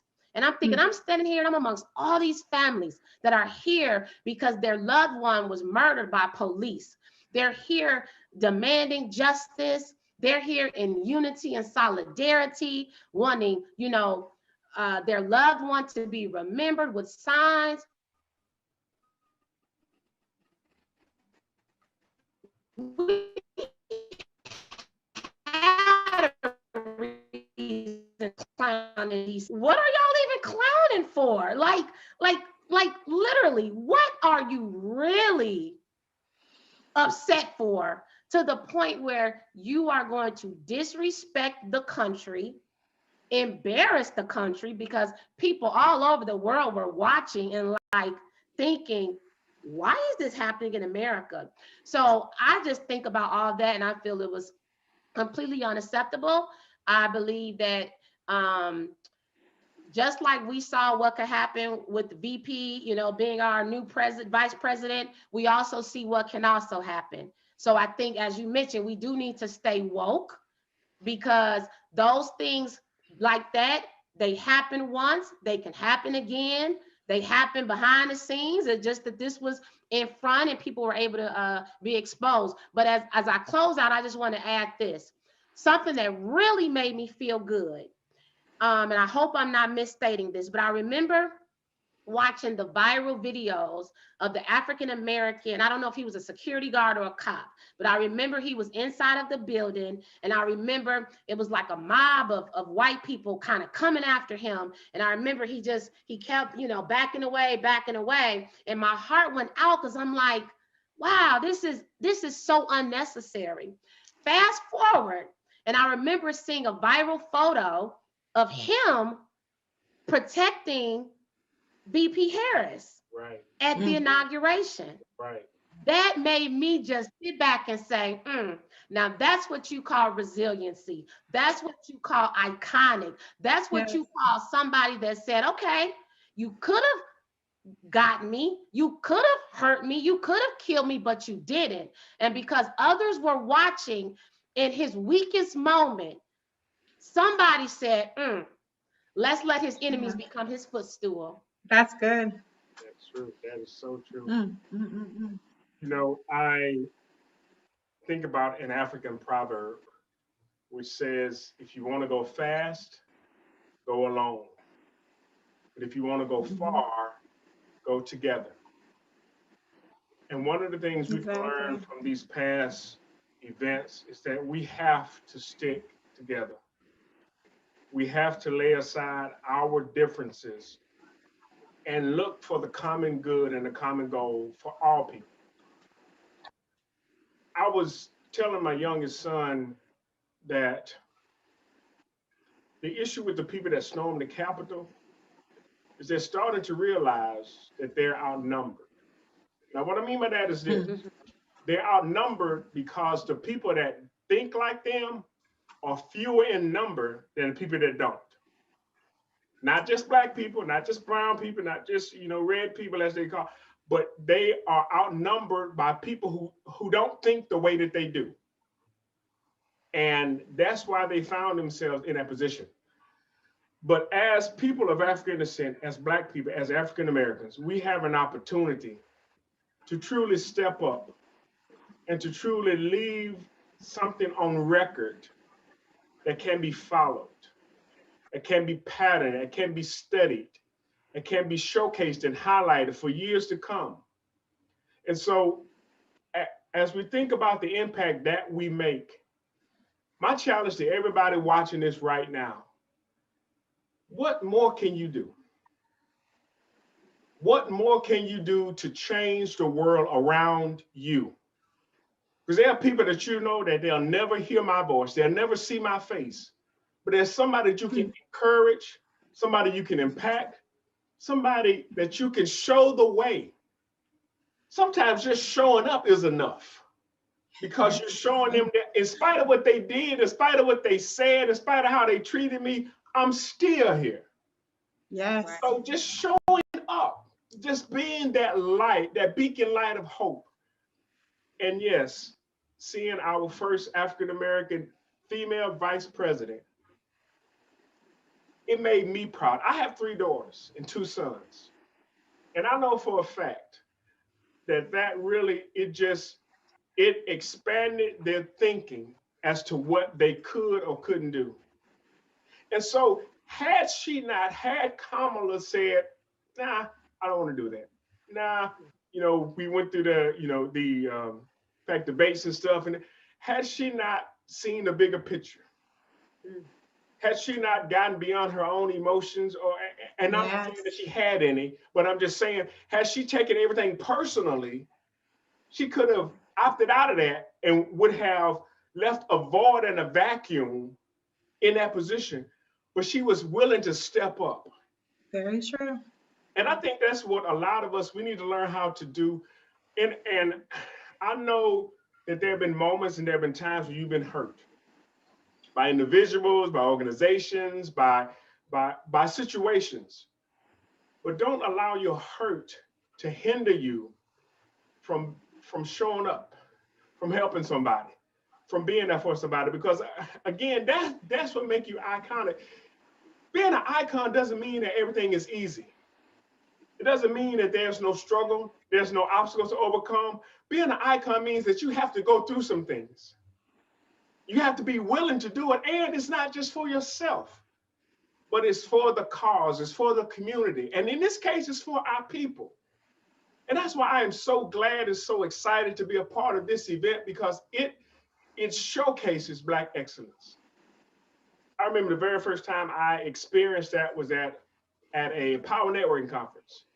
And to me, I was just blown away when I saw all of these highly professional Black people that were there. And I mean, it wasn't a concert, it wasn't a car show. They were there handling business. They were doing business. They were showcasing and showing off their business prowess, their business expertise. And that made me stand a little taller.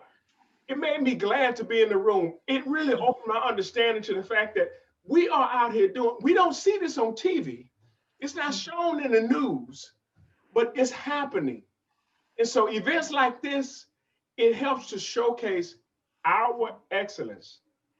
I want to take this time to thank both of you for being a part of this incredible discussion panel, because I know that what you said and what you shared has helped somebody.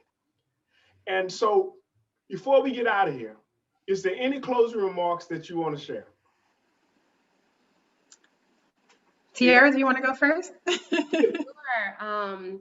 Again, just thank you so much for this opportunity, for this platform.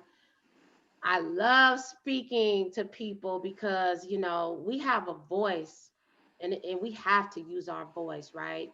Because there were so many years when we really couldn't use our voice. So I just want to close out, and I just want to just speak life to people, whoever's listening by the sound of my voice. The 4 pillars of my Speak That Movement, and that if you want to learn more, speakthatmovement.com. But the 4 pillars are dream it, believe it, speak it, and walk it. And I like to close out when I'm hosting my shows with this, because I just think it's so profound that right now in 2021, no matter what you have been through in life, no matter what cards you've been dealt, no matter what generational curses or blessings you are living in right now, I need you to dream it. Dream so big this year that it scares you. Dream so big that you don't even know how you're going to make your dreams come true. But also remember, the sky is not a limit. I hate when people say that. Mm. I fly a lot. I don't now because of COVID, but I have snuck out there a few times. But when you are flying, you fly into the sky. So how can that be your limit? It's only a destination. So dream Mm. so big, then there are no limits.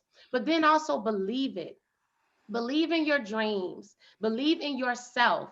Believe that everything that you need is already within you and it's around you. It's there. That's So good. believe in yourself. When That's good. nobody else believes in you, when that cheerleading squad that you thought you would have because you just dropped this great thing and nobody's really supporting, that's okay. You have to believe in yourself, and the right people that will believe in you will come, and you never know who they might be. But then you have to speak it. You have to speak life over yourself. You have to speak things into existence. You have to believe in the power of your words. And you also have to, again, be your own biggest cheerleader. I love going in the mirror and I'll speak to myself when I'm having a down day. Tiara, you got this. Tiara, keep going, girl. So I would encourage y'all out there, speak life over yourself. And last but certainly not least, walk it. In 2021 and beyond, it is time to walk it. Walk by faith. Even when we don't know what lies ahead. 2020 showed us we don't know what the next day, the next month, the next year will bring. So walk it now while you have breath in your body. So Mm. walk it, walk it, walk it. Walk it unapologetically, walk it boldly, and walk it as if you are an icon. My name is Tiara M. Tucker, and I just want to thank you for this opportunity. All right. So powerful, Tiara. I love it, love it, love it. Huh. Wow, so much to say, so much to say. I want to say again, thank you as well for just this awesome platform to be able to talk to people and connect with people, even though we might be in different places. That's the awesome thing about being virtual, that we can talk to someone in Japan, we can talk to someone in Atlanta, we can talk to people all over the world. And so if you are listening to me now, I want you to know that you have a purpose. You have a purpose. We are all created for a reason. When we leave this earth, hopefully not soon, right? Everyone knows when you're born, right? And we don't know when we're going to go. And so really the in between is that legacy period, right? What did I do with my life? What did I become, right? What did I become? And what did I do with the talents that I was given? And so I just really want to encourage everyone, like Tiara stated, be your own champion. Okay. When no one else is championing for you, advocate for yourself. Believe that nudge, I like to call it the spirit, that nudge that is eating at you or asking you to do X, Y, and Z, or is planting that idea in your mind, believe that your idea is valid. Because so many people have failed, right? But guess what? They get back up again. And when they get back up again, that's how you have the superstars. That's how you have the icons. That's how you have the entrepreneurs then made the legacy builders. And so I want you to know that your idea is valid. It is valid. If no one has told you today and you're waiting for someone to tell you and champion you and echo that little, that saying to you, then I am that echo. You are valid and your ideas are valid. And so again, I am Josephine Osheni of Career Restyle. We love to share career experiences. We love to empower. We love to uplift. And really, we just want to make you, aware that you can walk into the purpose that is destined for you. So thank you guys so much again for this opportunity. And everyone can be an icon. Everyone can be an icon. Don't forget it. That is so true. And I want to close by saying this. Mark Twain said that the two most important days in your life is the day you were born and the day you found out why. The two most important days in your life is the day you were born and the day you found out why. And I hope by now that everybody that's watching this, you found out why you've been born. The thing that you were put here to do. The thing that has been just, as she said, eating at you. The thing that has just been burning in your heart. And if you ever look at anybody who's ever become iconic, they took that thing and they ran with it. And I mean, they became known for it. And so you can do the same. There's no difference from you than anybody else. You may have some challenges, you may have some issues that you're dealing with, but that still doesn't stop you from going after your goals and your dreams. Because in doing so, you are going to change the world. Even if it's just changing your world. You become the world to somebody. And you can do just that. So I want to encourage you, don't give up and don't quit in what you're doing. Hey, look, this is Sakoni Prince, and I am so excited that I was asked to be the moderator for this particular panel discussion. I want to thank you for tuning in, and I know that you are having an iconic time at the Iconic Summit. Look, we'll talk to you later. Bye. Thank you. Bye-bye. Thank you.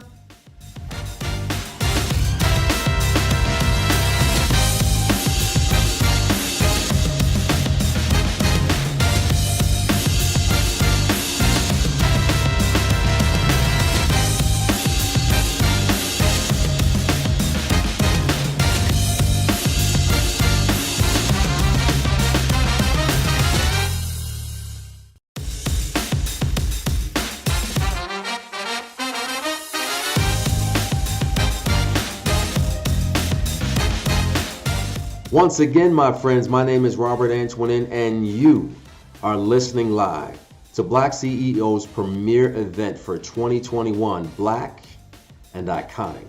And this is our day 3, and the theme is Black Tie, Black Power, and Black Money.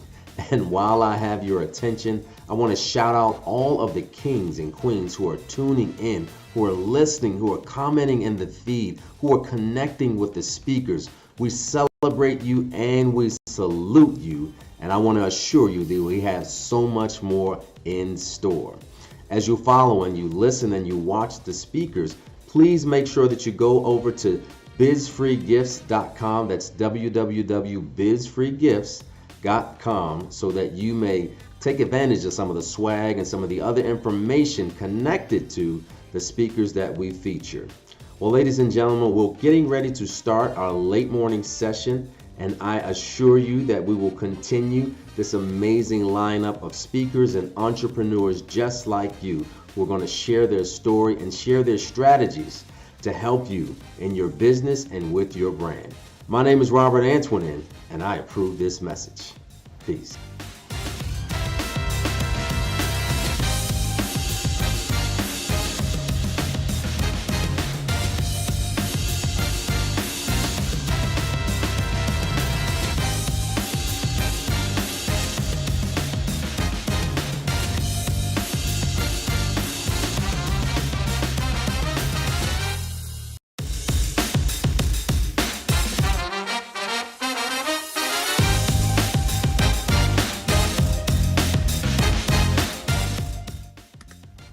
Close your eyes and let's travel to 2053. Imagine what your life looks like 2053. How do you envision it? Are you enjoying your retirement? Taking annual family vacations? Your family, imagine your children. What does their lives look like? What opportunities will your grandchildren have?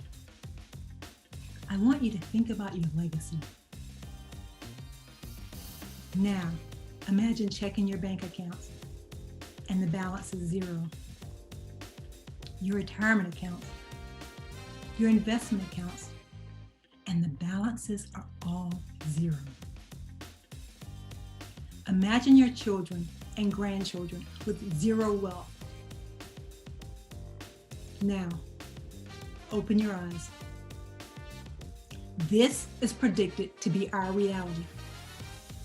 The median wealth of Black families is predicted to drop to zero by 2053. Now, this is just a prediction, But unless we break this cycle, it will become our reality. Zero wealth by 2053. Now, we talk about generational wealth. We talk about the multiple streams of revenue, investing, entrepreneurship, providing better opportunities for future generations. But what we're not talking about is once we obtain the wealth, how do we secure it? Because by definition, generational wealth is wealth passed down from one generation to the next. And if we're at zero in 2053, we won't have any wealth to pass down. So we have to start securing our wealth if we want to provide better opportunities for future generations, if we want to bridge the racial wealth gap, and if we want to disrupt this prediction from becoming our reality. And in order to do that, we must secure our wealth. But before I continue, let me introduce myself. I am Kimberly Reed Sherman, a generational wealth planning attorney, a legacy warrior, a guardian of Black wealth, and I am on a mission to disrupt this prediction through the education and empowerment of our community so that we can secure our wealth and provide opportunities for future generations. Not only do we owe it to them, but we also owe it to our ancestors, our children, our grandchildren, our great-grandchildren, and beyond are depending on us to break this cycle. And it begins with us. Today, first, I want to thank you for joining me. Today, I'm going to dispel 3 common myths that continues to play a major role in the loss of Black wealth. How many of you have said, I don't have an estate, so I don't need an estate plan? What about, I got a will, that's all I need, that's good enough. And the one that I hear the most often, estate planning is too expensive.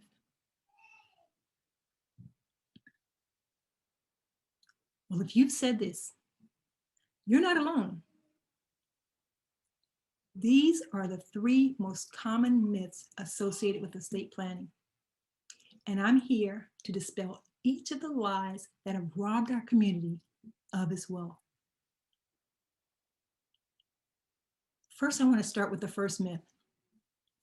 I don't have an estate, so I don't need a plan. Generally, when we think of an estate, we think about big fancy mansions, we think of lots of money, fancy cars, celebrities. So we believe that if we don't have any of that, then we don't have an estate. And it makes sense. If we don't have an estate, then we don't need an estate plan. But the reality is most, if not all of us, have an estate. So let me ask you a question. Do you have a bank account? Do you have insurance policies? Do you have any cash in your wallet or in your purse right now? What about a car? What about cars? Retirement accounts? Investment accounts? What about your home? Even if you still have a mortgage on it, what about your home? And any intellectual property, have you written any books? Any songs? Any intellectual property? Your personal property. What about your shoe collection, your purse collection, your gun collection, your coin collection, whatever? If you answered yes to any of those questions, then you have an estate. Because an estate is everything you own, everything you've spent your life working for. And most of us have at least some, if not all of these things. And you notice I didn't say your bank account with X amount of dollars in the bank. I didn't say your home that's valued at X amount, because regardless of the value, if you have any of these things, you want to protect them in order to transfer it to the next generation. And we're not doing that.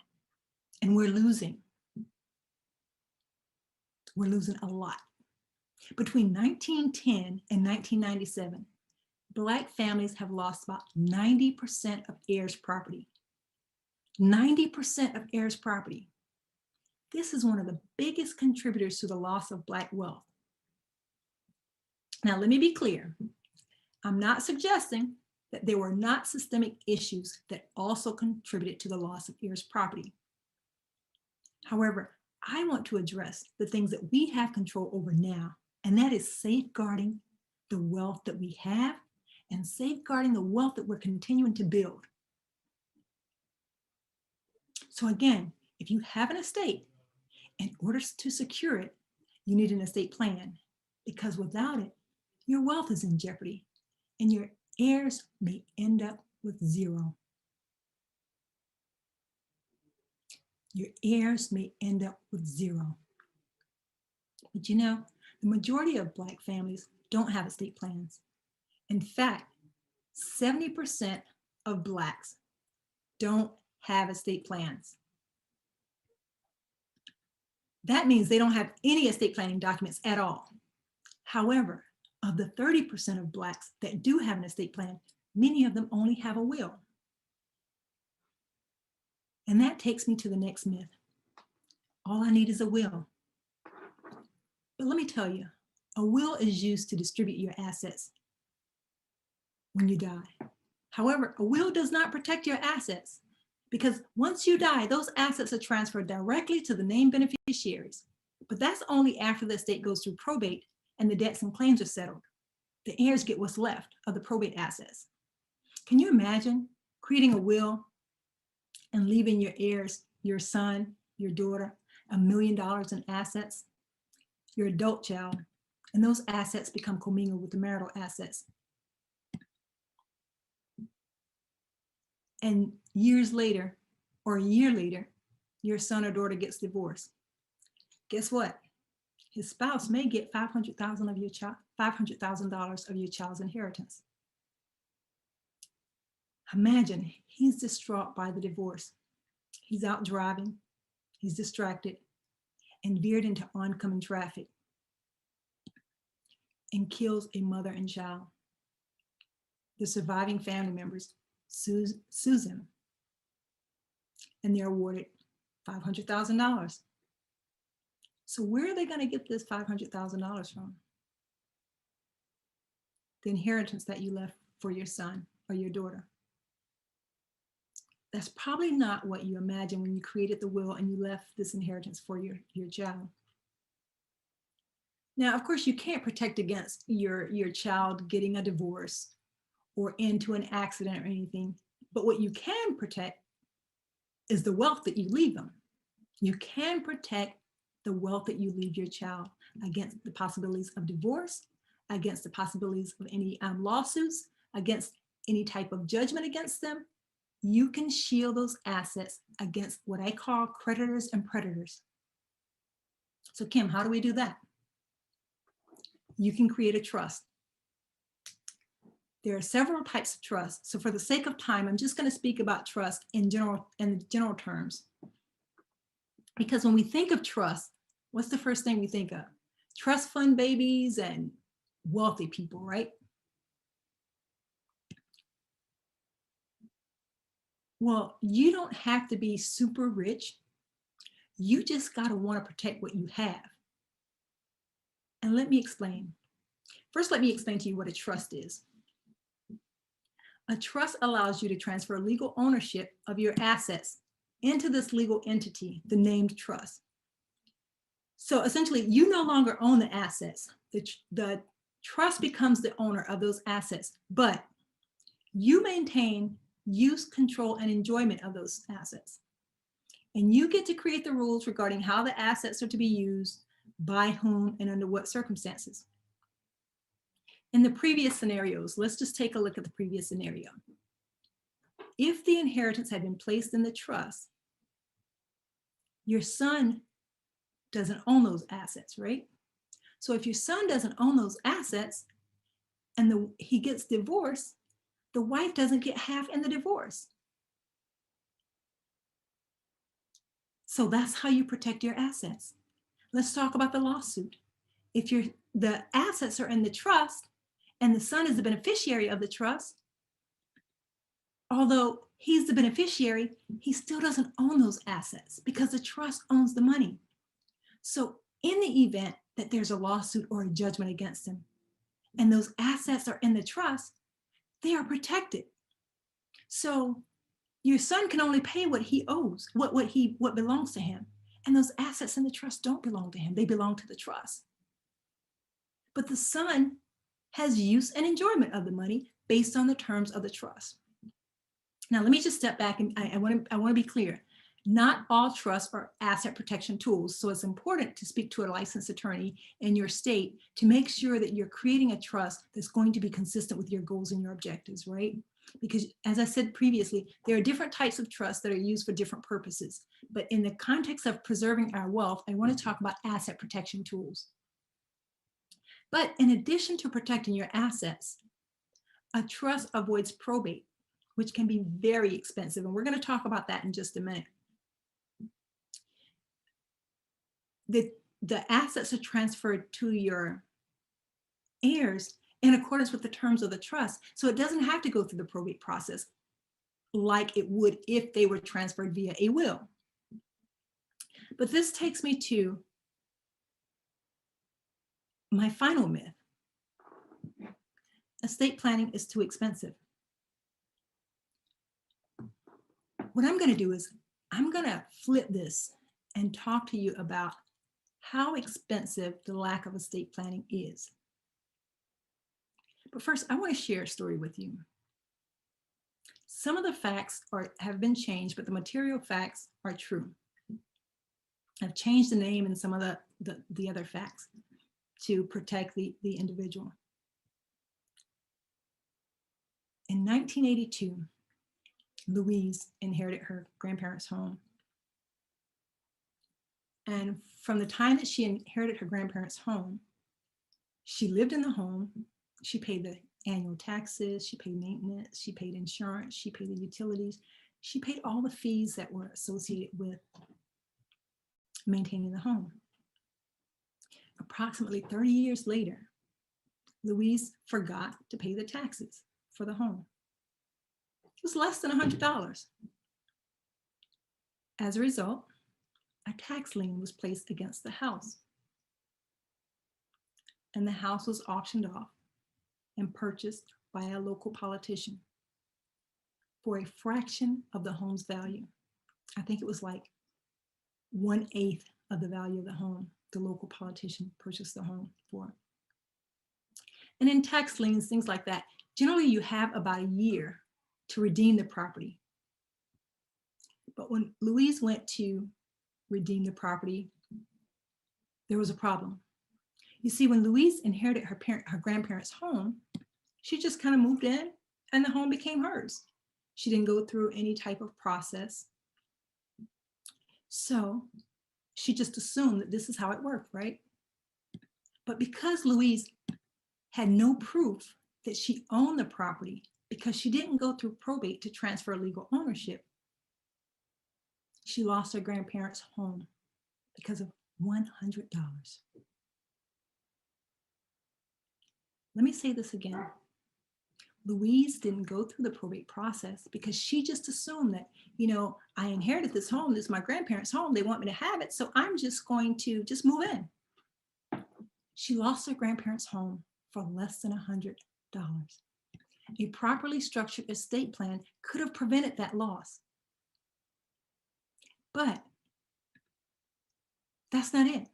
As I said before, Louise's story is very tragic, but unfortunately, her story is not uncommon. These are the types of things that happen every day. In fact, the Department of Agriculture reports that heirs property is the leading cause of Black involuntary land loss. Heirs property makes up more than 1/3 of Southern Black-owned land. That's approximately 3.5 million acres valued at more than $28 billion. We're talking $28 billion. That's a lot of money. That's expensive. And I told you earlier that 70% of Blacks don't have an estate plan. And the 30% that do have an estate plan, many of them have a will. And I also told you that a will is not a tool to protect your assets. So we're talking about $28 billion that's in jeopardy. Billions of dollars in Black-owned land that is in jeopardy because there aren't estate plans to protect them. I get excited when I'm talking about this stuff because this is personal to me. I understand what it's like to lose your family member's home that they worked so hard for. But you know what? Since 1910, African Americans have lost hundreds of billions of dollars in heirs property they inherited from our ancestors. Between 1910 and 1997, Blacks lost about 90% of their land. And you think estate planning is expensive? No, not having an estate plan is what's expensive. Not having an estate plan is the equivalent of playing Russian roulette with our wealth. Not having an estate plan is the equivalent of playing Russian roulette with our children's future.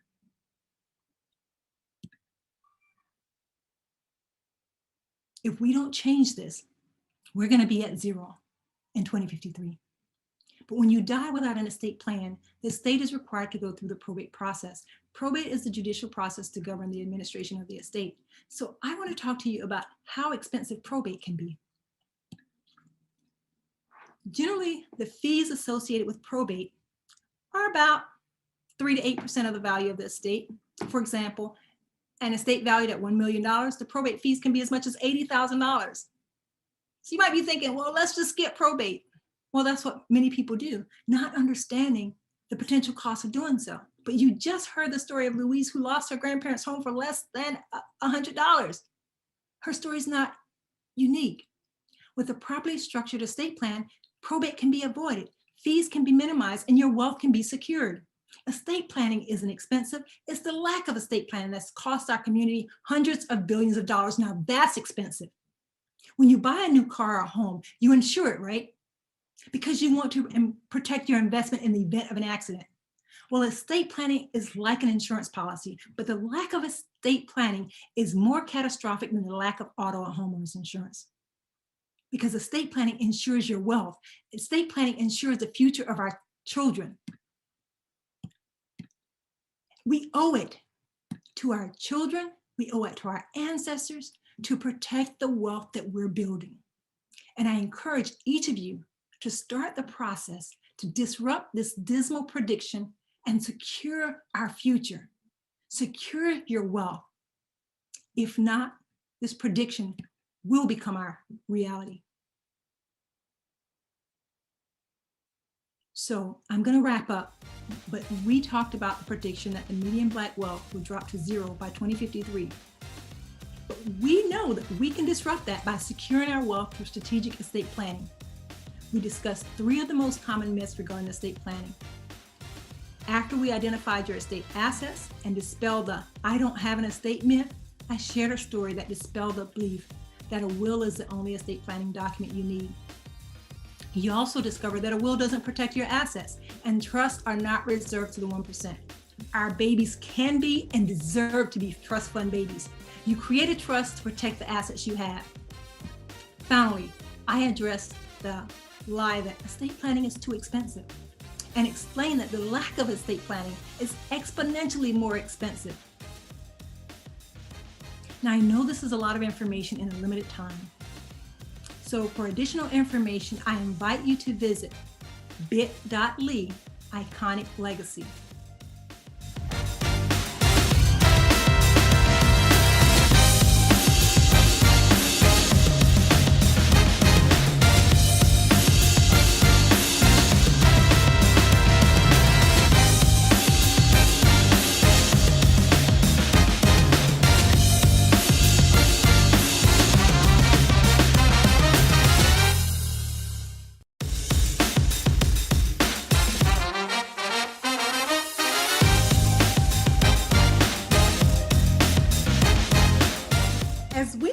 Our journey, I'd like to ask you this question.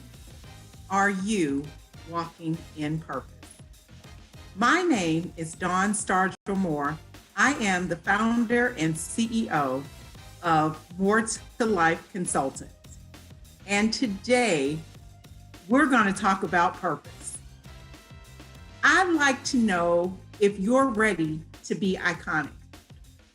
I think the answer is yes. And that's why you're here. Well, you've come to the right place. And today we're going to talk about what happens in the blink of an eye.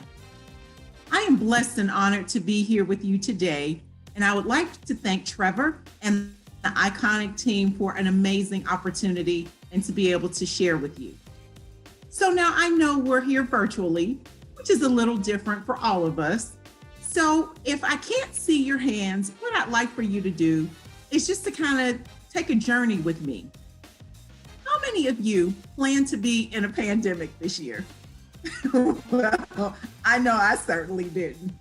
And while we didn't expect to be in a pandemic in 2020, we know that God ultimately had a view and he knew what we were going to experience this year. So ultimately, when we think about the social unrest, the election cycle, and just anything that could have gone wrong in 2020, what we can't do is we can't worry about what others are doing. We can't worry about the things that are happening around us. We can control us. We can control our mindset. And ultimately, this is about changing your mindset and developing a can-do attitude so that regardless of what's happening around us, we may shake, but we're not going to crumble and we're not going to break. We're going to keep our faith and we're going to stay grounded in our principles.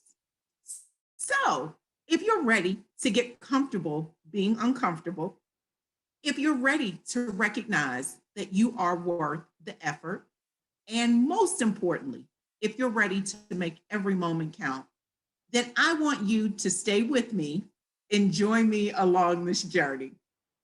So one of my favorite quotes is something that Dr. Joseph Salim said, which is that he decided to grow through something as opposed to going through something.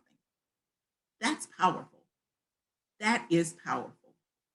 So not only was he one of the exonerated 5 that was wrongfully tried and convicted of a crime that he did not commit, instead of being a victim, he decided that he was going to learn through that process.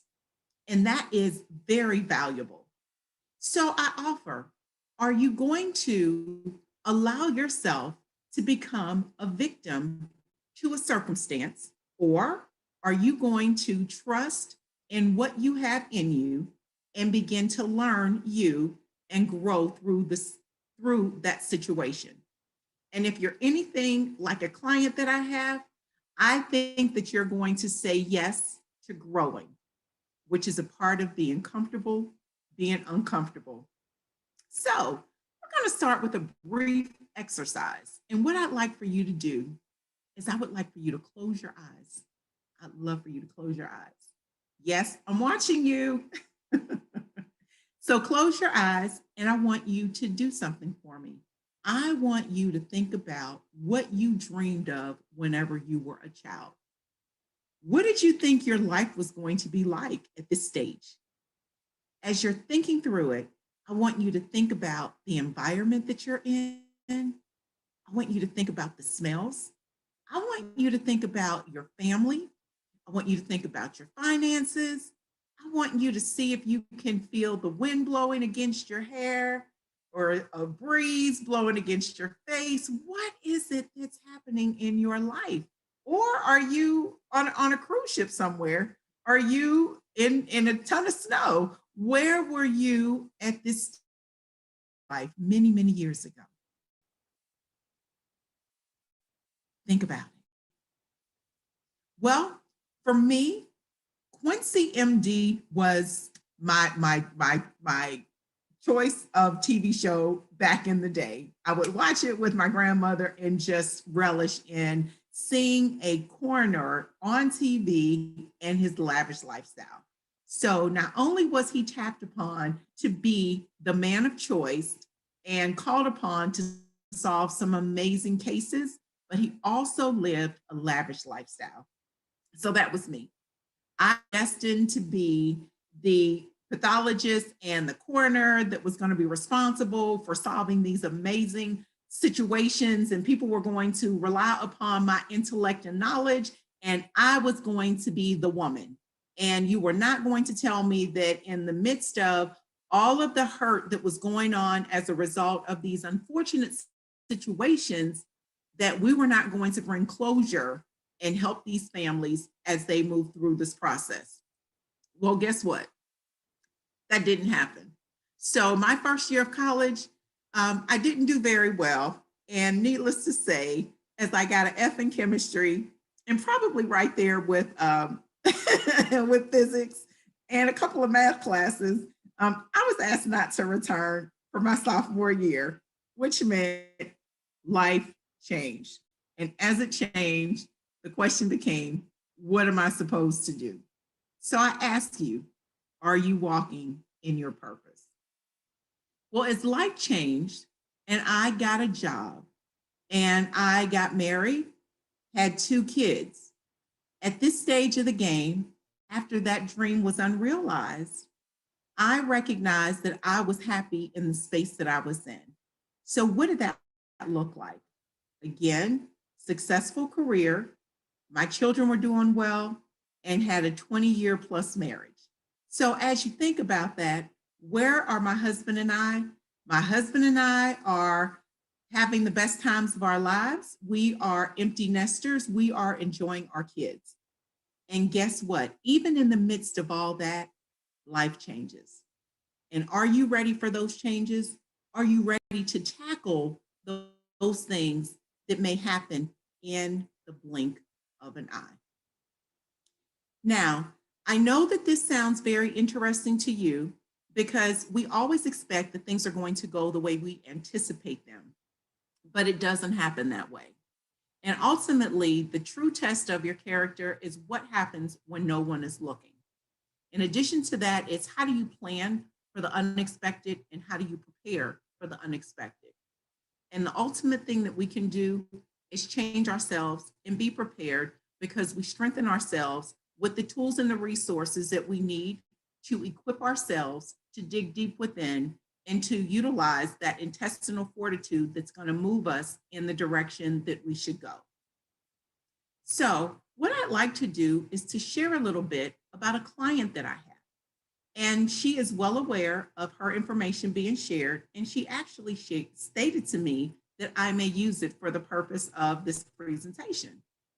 So pretty much like myself, my client has a husband, had been married for a little over 20 years, had kids, and she and her husband were in the right place. They were looking forward to being empty nesters. And as they were looking forward to being empty nesters, something happened. Something happened that she was never expecting to happen. One night, her husband had a stroke. And as he had a stroke, weren't sure exactly what was going on, but she was leaning and depending on God to see them through. And she prayed and she got a prayer circle around her and she had a mighty praying village. Well, as it happens, her husband transitioned. He ended up passing away. And as he ended up passing away, her faith was shaken. She was shaken, and she ultimately had to look at herself in a different lens. So what did that mean? For someone who was so defined by her role as a wife, her role as a mother, her life had just turned upside down in the blink of an eye. She called me, and as she called me, we had a conversation about what that looked like for her. And ultimately, as she looked at different Bible verses to sustain her and to help her through this moment, there was one in particular that she came across. And ultimately, she had to think through what that was going to look like for her because it was talking about her latter days being greater than her former. And for her, that truly broke her down. And as it broke her down in such a way because she just couldn't understand how what she was getting ready to step into was ultimately going to take her past what she had already been through because she had a successful marriage in her eyes. Her children were doing well. Her job was going well. Her husband's job was going well. All of that needed to be redefined. So as you look at that and you think about what, as life changes in the blink of an eye, what my client and I decided to do was to determine that we were going to get her uncomfortable. We were going to get her comfortable being uncomfortable. And by that, that was going to mean her doing things a little differently. And as she moved through the grieving process, she made a couple of decisions. One was that she was going to be intentional about her movement. Number two was that she was going to sit in her grief and that she was going to understand what that was and she was going to process that grief. And then most importantly, she was going to then be able to be a testament and a testimony to those that were going through the process. So again, I asked the question, are you walking in purpose? So my client decided that there were a few things that she wanted to do. She was going to invest in herself. She was going to find a mentor, and then she was going to put a plan in place. So while we all have dreams, and that was the purpose of us starting this conversation, our dreams are truly defined by the things that come to us at night and that we think through. So yes, we are going to dream big and we want to dream big.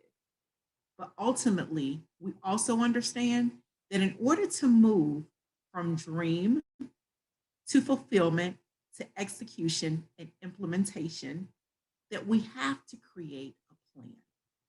And as you know, as we create this plan, then we know that we have got to start with some SMART goals. And our SMART goals are specific, measurable, they are attainable or achievable, they're measurable, and they're time bound. So when you think about that, you're thinking about your dream, and then you're putting a plan in place. And as you're putting a plan in place, then you're moving towards execution. And this keeps you on the path to movement. So I'm going back to my friend, because as my friend and I had this conversation, there were some things that she did. So she made a commitment to herself to get up every morning, to read her Bible, to meditate. She also said that she was going to get a mentor, an accountability partner. And as she did that, then she was able to begin to move in her purpose. She began to get comfortable with reaching out to her accountability partner and being completely sure that she was going to be held accountable for the things that she said she was going to do, and that she was going to be measured against her own commitment. It was okay that she wasn't perfect at every stage, because we recognize that life happens. And as life happens, you have to be ready to make the change and pivot. And because things don't go the way you expect them to go the very first time or in your first endeavor, you don't give up.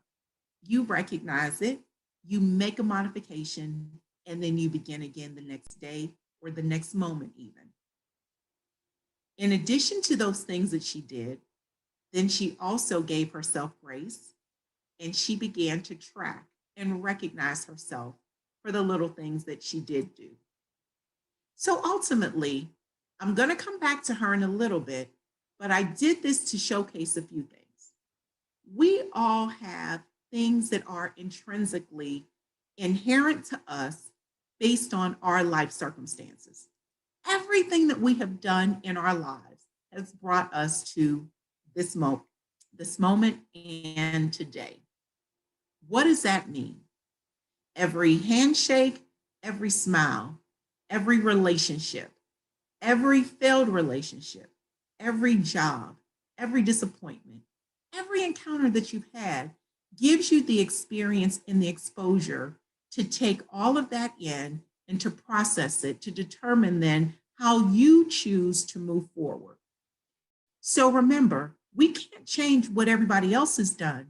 We can only focus on us, making sure that our life experiences that we're gleaning from those, we're recognizing those, and we're pulling out those talents in those moments that they're called for and in those moments that we need them.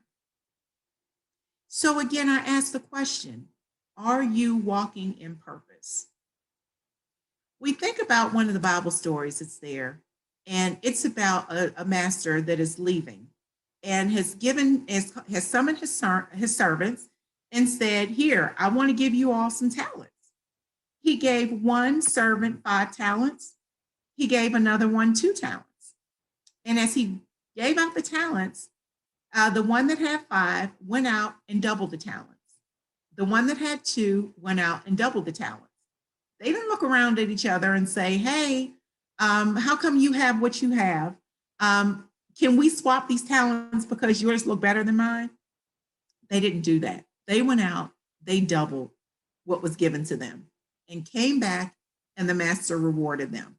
And as the master rewarded them, he told them that he was giving them more because they had done well with what he had already given them. Now, we can't forget about that one that chose to take that talent and bury it. Not only bury it, but bury it in a barren land.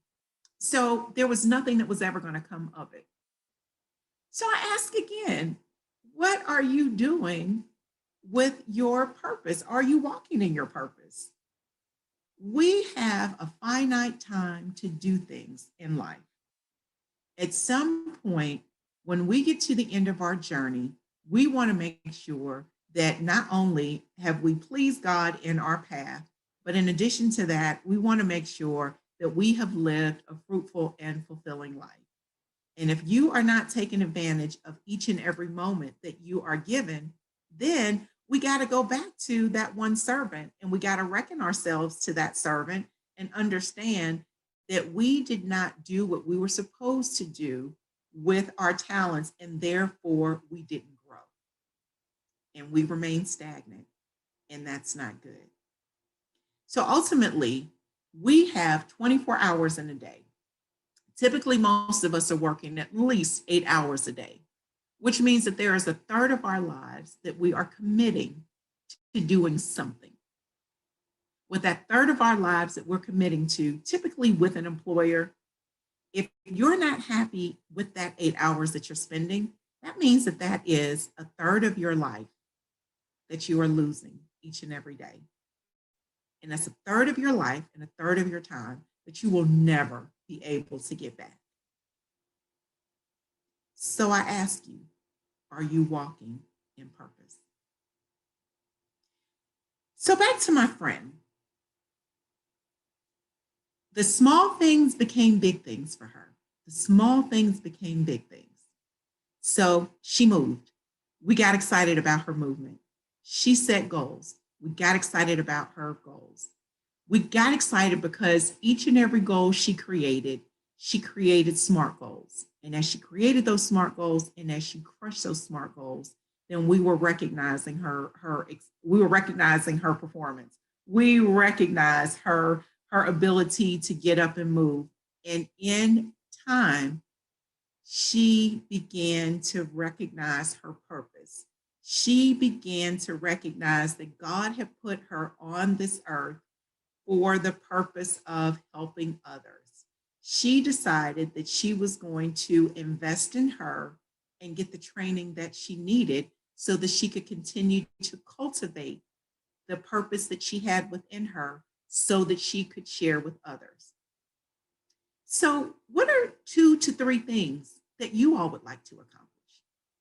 What are those couple of things that are on your bucket list that you've just kind of put to the wayside? Whenever we talked about where your life would be at the beginning of this conversation, is there a reason that you're not there? Are there things that happen that have impacted your ability to move forward in life because there are blinders there? And if so, let's talk about a couple of things. So we talked about being uncomfortable, being comfortable, being uncomfortable. I can't stress that enough because with every act that is uncomfortable, that's a growth opportunity. So we got to get comfortable saying yes to things that are going to make us grow. In addition to that, we got to make sure that we're around people that are going to cultivate our goals and our dreams. So when you think about that, what does that mean to you? 2 things. Married women cannot get advice from single women on how to be married. So that's one thing. You got to make sure that you are associating yourself with people that are like-minded and have a vision that is similar to yours. Now, does it mean that you have to minimize who your friends are? Absolutely not. But if you are the smartest person in your circle, that means that it's time for you to expand your circle. Again, I use that example. A single woman can't teach a married woman how to be a wife. And as she can't do that, if you're a budding entrepreneur or CEO and you don't have people in your circle that are there, that means that you got to expand that circle so that you are around those that can give you the tips and the tools in order to move in that space. So we got to make sure that we are investing in our relationships. So that means that we got to make those connections and we got to stay true to them. The other thing is that we have to invest in ourselves. And as we think about this, it doesn't always mean that it has to cost a lot of money to invest in you. Think about maybe one less Netflix episode, maybe one less hour of social media. What could you do with those 7 hours? Is that a good book that you could be reading? Is that a couple extra days and it may be a mile on the track? Maybe it's a workout routine that you have been avoiding. Maybe it's taking a cooking class. Maybe it's something that has always eluded you that is now workable because unfortunately in the pandemic, there are certain things that we can't do anyway. So is it time to invest in you? And again, it's not always about spending money, but it is about spending time with you and getting to know the person that you're looking at in the mirror every day. And then most importantly, making sure that the people that you're around are not your dream busters. These are people that are going to be beside you and give you constructive feedback.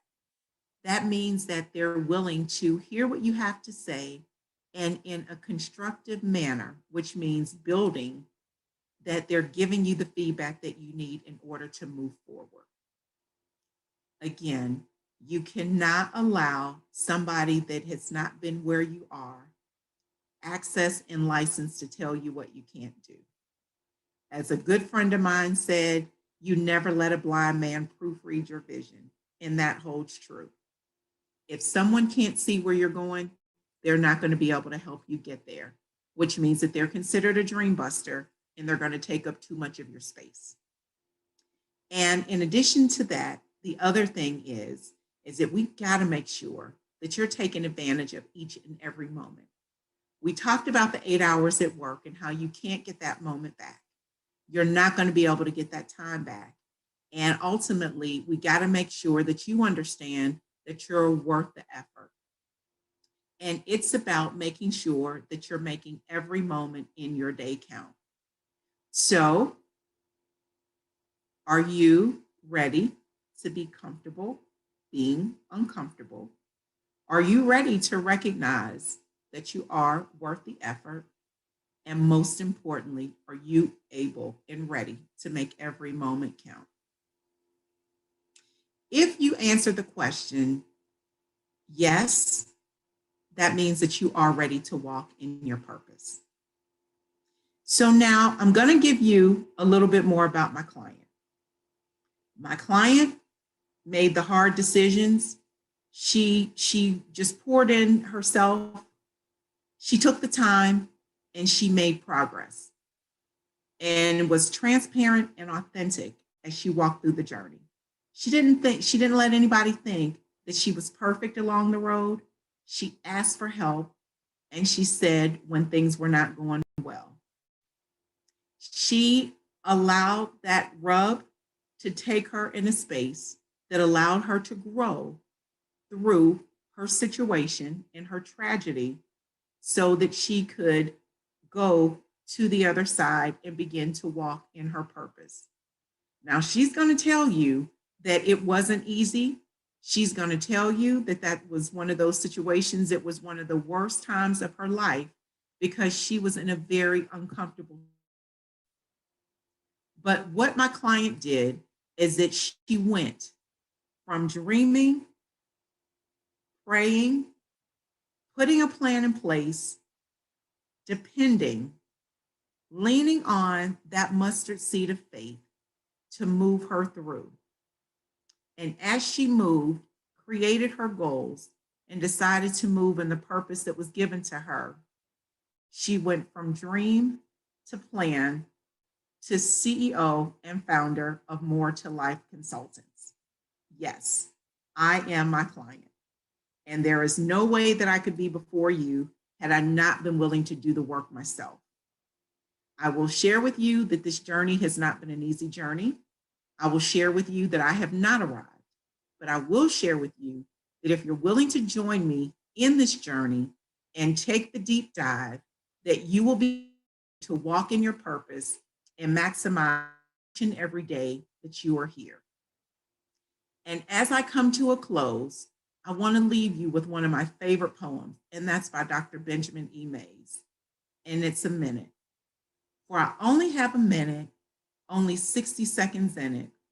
Forced upon me, can't refuse it. Didn't seek it, didn't choose it. But it's up to me to lose it. For I must suffer if I abuse it. I give account if I abused it. Just a little tiny minute, but all of eternity is wrapped up in it. I share with you that your life is not an accident. Your participation today is not a coincidence. I know that you are serious about moving because you clicked on this workshop. So again, if you're ready to get comfortable being uncomfortable, if you recognize that you are worth the effort, and if you're ready to make every moment count, then I would love to connect with you. And we are here because we are iconic. We are ready to be iconic, and we are ready to walk in our iconic purpose. And I would love for you to share with me or to connect with me as we complete this presentation. And I am going to share my contact information, and again, would love for you to connect. My name is Dawn Stargell Moore, founder and CEO of More to Life Consultants. And life changes in the blink of an eye, and we want to make sure that you are living your best life on purpose. Again, Dawn Stargell Moore, founder and CEO of More to Life Consultants. I may be reached at m2lifeconsultants.com. You may reach me at 855-888-2840 or connect at info@moretolifeconsultants.com. Again, thank you for your time, for your engagement, and may God bless you.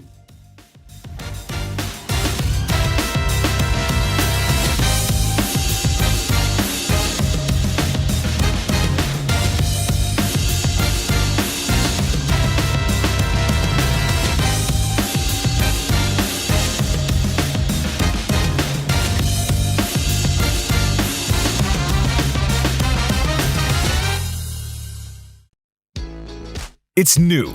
It's exciting. It's the talk of the town. It's the Black Millionaires Matrix. If you haven't heard, you will. The Black Millionaires Matrix is the new rich. It's a resource of collective efforts that teach the rules of the money game. If you ever wanted to understand how to master the money game so that you can leave a legacy founded in wealth, here is your chance. Inside the Black Millionaires Matrix, there's a meeting of masterminds. A collective consciousness that is woven in every member, tied to build character and strength. As excellence is the standard, anything less is a fail. Would you join a club designed to engineer Black millionaires?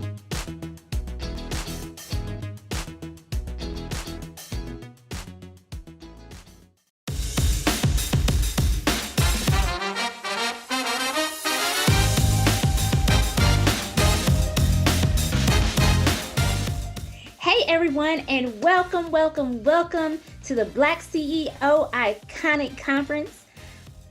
You are in for a treat today. My name is Danielle Wright, and I am here to talk to you about the power in your pain. And the keys to convert your pain into personal power. The keys to convert your pain into personal power so you can walk boldly in your purpose. So many times we don't realize that what's hanging us up as entrepreneurs, what's holding us back, is not that boss that won't give us the promotion. It's not the coworker that thinks that we're not good at our job. It's not that coworker that's quote unquote hating on us, right? What's holding us up from reaching our next level is our pain. And I know you may be thinking, that's hogwash. That's not true. I've got all this under control.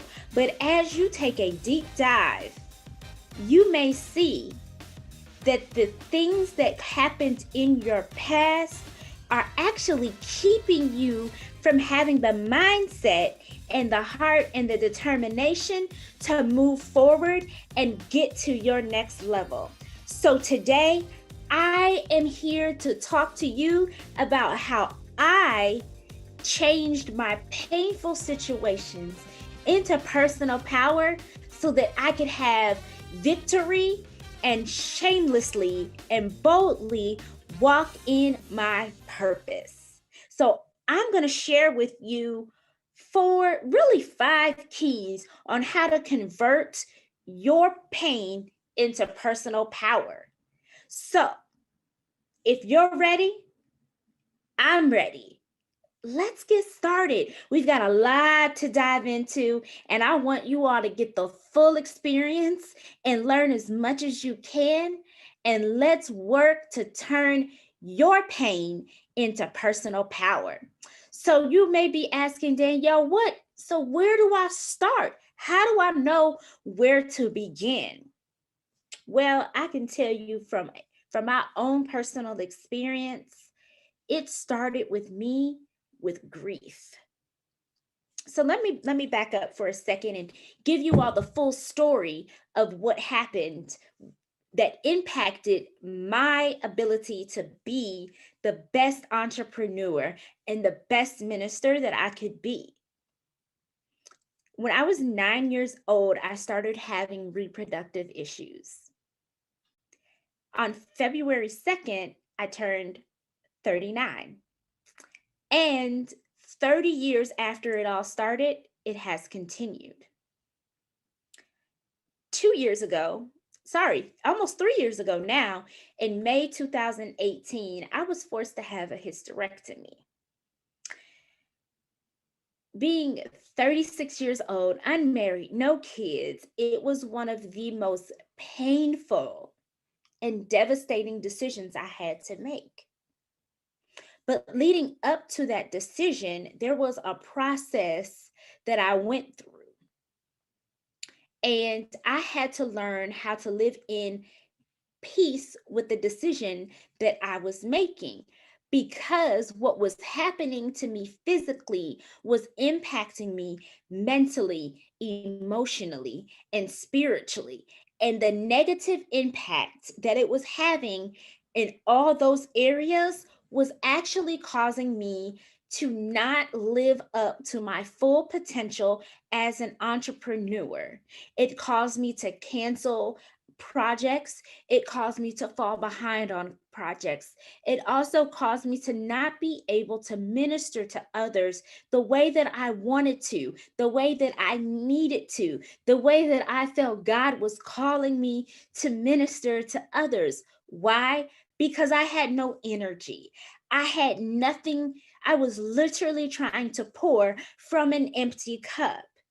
And as you know, if your cup isn't full, if your cup isn't running over, you have nothing to pour from. You have nothing to give to others unless you yourself are full and running over. So I had to get to the point where my cup was filled up to the brim and, in fact, running over. And it was a hard, long, and painful process. You know how sometimes when something starts to heal, it actually hurts a little more, right? And sometimes as you go through that healing process, the scab may come off and that wound gets exposed, but as the air gets to it, it actually begins to heal a little better. It's the same thing, that same process, that same feeling happens to you internally with your emotions, with your mental, with your heart and your head being connected. It's all a process that you have to not try to skip over, but go through so that you can overcome the painful situations in your life. And I want to encourage you that you cannot skip any part of the process, right? Because then you're going to grow up and have developmental issues, and that's not what you want. So in order to convert your pain into personal power, baby, you got to go through the process of healing. You have to go through that conversion process. And sometimes it's going to cause a little bit more pain. But I think that where we all start when it comes to dealing with our pain is with grief. And so as I was going through the grief process, I want to review this with you all so you all are abundantly clear on what grief looks like. Now, we all go through the grief process. The first stage is denial. It's the unrelenting feeling that what you're going through is not actually happening, that what you're dealing with is some sort of farce. It's some sort of fantasy that one day you're going to wake up and the situation is going to be gone. You don't believe that the things that are happening to you are actually happening to you. The second thing is, once you realize it's happening and it is real, you become angry. And that's okay. I want you to be angry. I want you to be upset. But I also want you to realize that in your anger and in your disappointment, you need to find a safe place to express your anger and express the way you feel and speak what's on your mind. The third step of the grief process is bargaining. And I call this, let's make a deal. I did this a lot when I was dealing with the decision to have a hysterectomy and stop going through the processes of a surgery for this and a surgery for that, and having a mass growing on the outside of my uterus. Well, not even on the outside, it was actually embedded in between the walls of my uterus, and it was inoperable. The only way to get rid of it was to have a hysterectomy. And so I thought I could make a deal with God. Let's make a deal, God. If you do this for me, if you heal this, if you make this mass disappear, then I'm going to do this. Let's trade off this experience so I can have that experience over there. So you begin to bargain. You begin to say, if I could only do this, then this would happen. And then you move from bargaining. And when you realize you can't bargain, you can't trade anything off, the depression sets in. You have this overwhelming sense of sadness that you seem doomed. You feel doomed. You feel like there's no hope. And you have to understand sometimes that it's okay to not be okay. And it's okay in your depression not to stay in your depression, but to get the help that you need to get up out of it. It's okay to not be okay. And it's okay to get the help that you need. The final step and the fifth step of the stages of grief is acceptance. You accept your situation and you learn to be at peace with where you are, but you also know that you have to do some things to get up out of the grief and to move forward so that you can to begin to deal with some of the other things that are going on in your life. You understand that the situation is what it is right now, but you also believe deep down inside that it's not to say that that situation is going to always be that way. You will not always be in the state of depression or confusion or anger or denial. You won't always be in these stages, right? You just know that even though this situation occurred, even though the grief may be heavy, you will not allow the grief to consume you. That's powerful. It's powerful when you can begin to visualize and understand that your grief has stages. There's a process to it. There's also a process to coming up out of it. And it's not to say that you won't be in grief later, because let me tell you, it will return. You may have moments where you're upset all over again. You're feeling down again. That depression may try to creep back in, but you can come up out of it. You can rise up from the ashes of your grief and begin to operate in power. And we're going to get to how to convert your pain into power after you go through the grief process. But it's hard to make that conversion. And I would dare say it's almost impossible until you go through the process of grief. And the reason is, like I said before, you cannot skip any step in this process. Once I went through the grief process, once I understood that I needed a hysterectomy, not because I didn't want to have kids, not because, it was the only thing that the doctors could do, right? I was on several treatments. I was dealing with several situations that I felt maybe I could take a little more time. But it wasn't until 2 instances occurred and I hit that acceptance stage. The acceptance stage started when I was at my parents' house.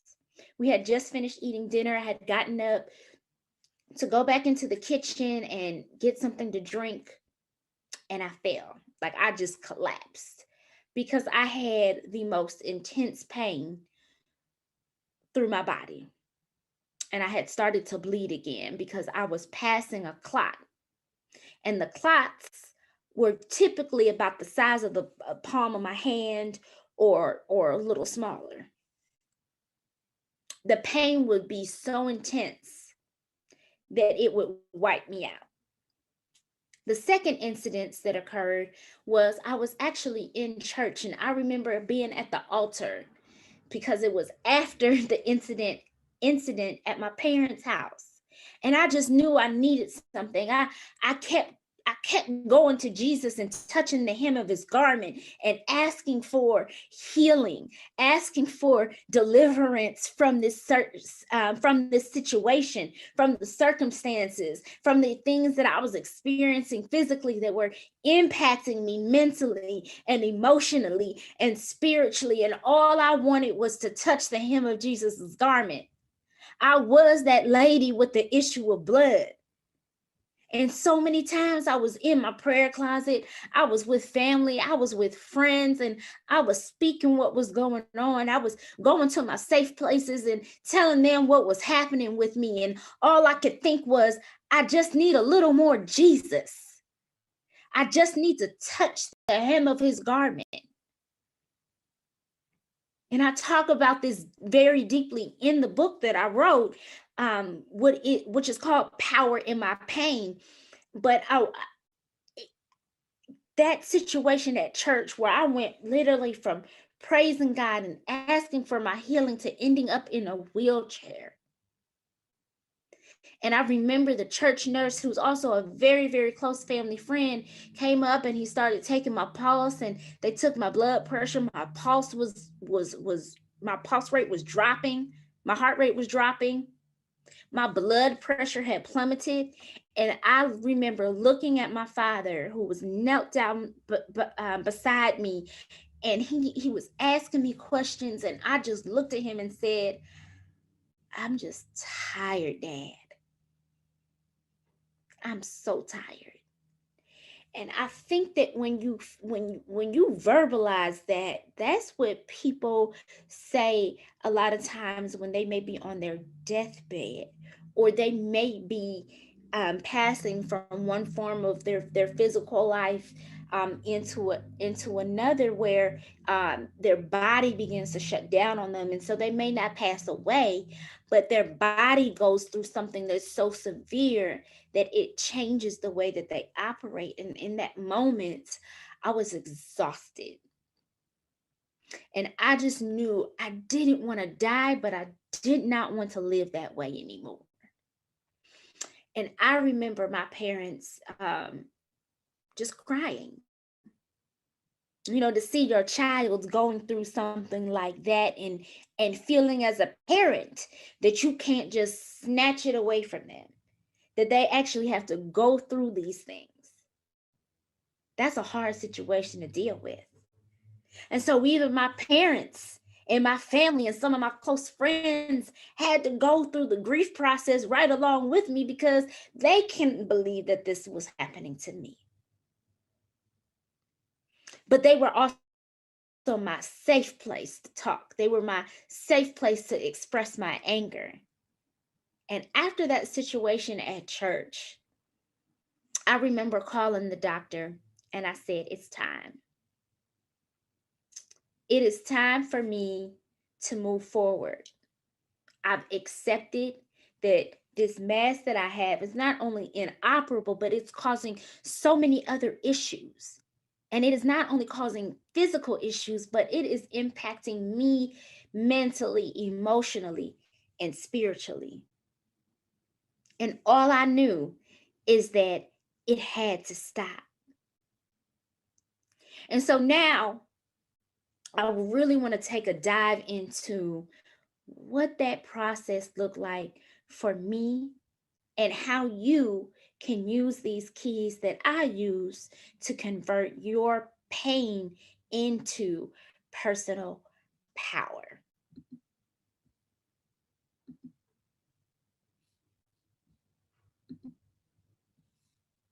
So we already talked about the stages of grief as the beginning of that conversion process. Now, I want to talk about the first step. That first step is be your own greatest advocate. Let me say this again. Be your own greatest advocate. What does this look like? How can you advocate for yourself? What if it's not physical pain? What if it's emotional pain?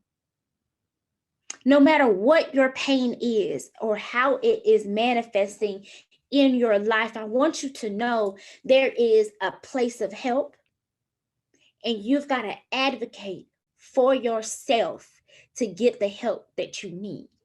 You can't allow anybody to tell you what you need or what you don't need. Do your research. Find that therapist. If it's physical, find the specialist. They got specialists for nearly every type of physical ailment you can think of, be it tooth pain, eye pain, heart pain, back pain, foot pain.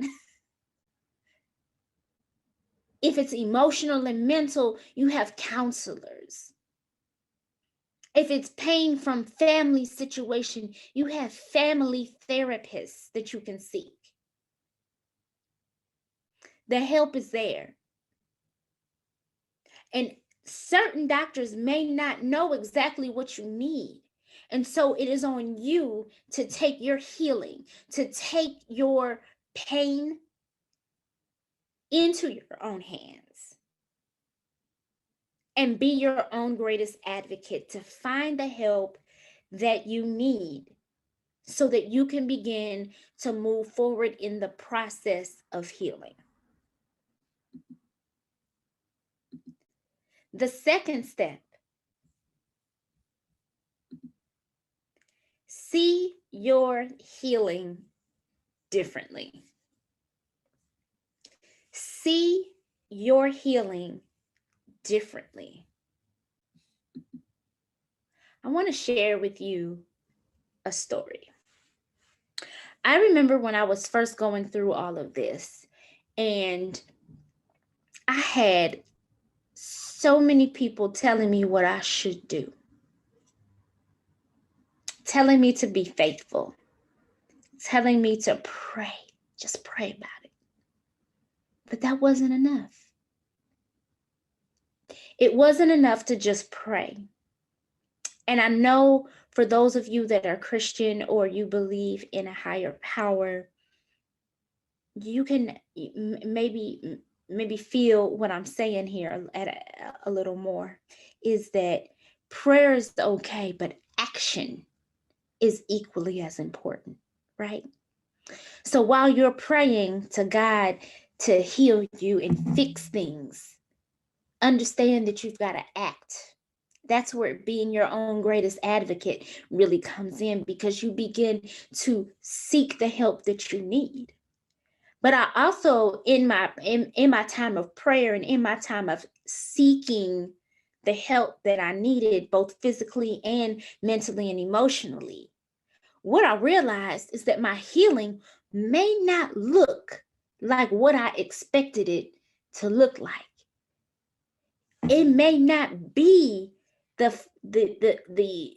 magical and miraculous disappearance of these masses that were growing inside of me. It may not be the miraculous dissolution of the endometrial tumors and tissue, right? All of that may never disappear. This mass may never go away. But it did not mean that I would not be healed. And when I began to understand that the way I was praying and what I was praying for may not be what God had for me in this situation, I was able to think of things differently. Your healing may look different than what you expect, but don't think that it has not arrived just because it's not packaged the way you think it should be.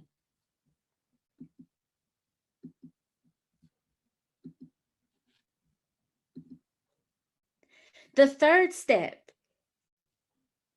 admit you want to give up sometimes. Y'all see the picture here? You're at the end of your rope. You can't wait to throw in the towel. It's too much for too long, and you can't take the pain anymore. Find your safe space, that therapist, that close friend, one of your relatives, your brother, your sister, your mother, your father, and admit to them you want to give up sometimes, that you do feel it's too much than you can bear. Because the truth is, it is too much for you to bear on your own. But God said he's never going to put more on you than you can bear, but it's with him. What you can bear is unlimited when you are putting it on Jesus. You're putting it in the hands of God, right? That's when it's never too much for you to bear. But I had to admit, hey, I'm tired. I don't want to do this anymore. Y'all got to fix this. You need to come find a way to get this done because I'm tired. Admit that sometimes you want to give up.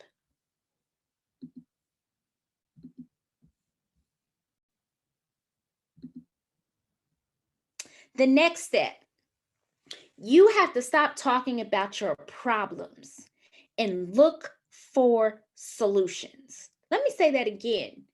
Stop talking about your problems and look for solutions. The importance of this is a mindset shift. You're shifting from always thinking about all the things that are going wrong, all the things that happen with your pain, and you're looking for ways to heal that pain. You're looking for solutions that are going to take you from being deep in that pain to being high in your healing. That may be journaling. It may be regular therapy. It may be understanding that you may need to switch your medication. It may mean switching your diet. But when you focus in on the problem, you lose sight. You have blinders on to what solutions can actually be. And so if you're trying to get to the next level in your business, if you're trying to get to the next level in your career, if you're trying to move from being an employee to the CEO, from teacher to principal to superintendent, whatever moves you're trying to make in your career, in your profession, or as an entrepreneur, understand that you have to be solution-based and not problem thinking. Because we can't create healing. We can't create that next level in our lives when we are stuck in a problem position. You have to move to begin thinking about solutions and how you can change that negative mindset into a power mindset, into a positivity mindset.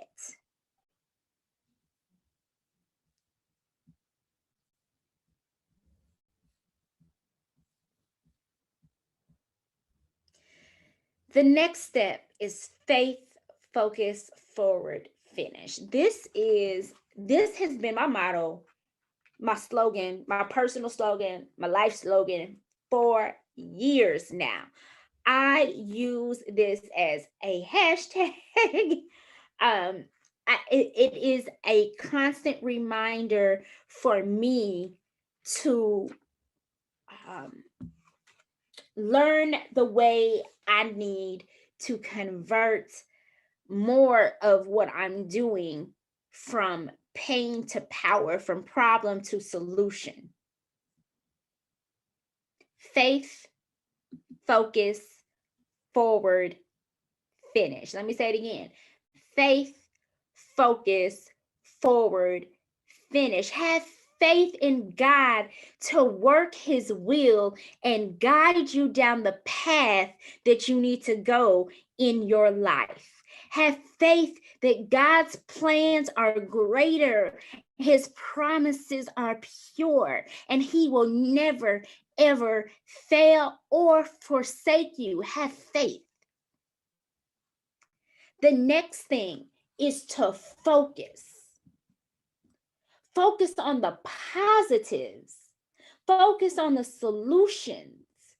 Focus on the fact that as long as you are breathing, there is an opportunity to take the pain in your life and make something happen with it. There's the opportunity to convert your painful situations into power because you're focused not on problems, but on solutions. I'm going to keep going back to that. Solutions over problems, positivity over negativity, your purpose over your pain. Focus in on what it is that God is telling you needs to happen. The next step is moving forward. First step, faith. Second step, focus. Third step, forward. Move forward in doing what is absolutely best for you. It doesn't matter what your granny told you, what mom and dad, brother, sister, best friend, auntie, uncle, whoever. When you focus in on what God is telling you to do and what you need to do for yourself, you can move forward in making the decisions that are best for you. Making the decisions that you know are going to elevate you into walking into your purpose. You got to move forward.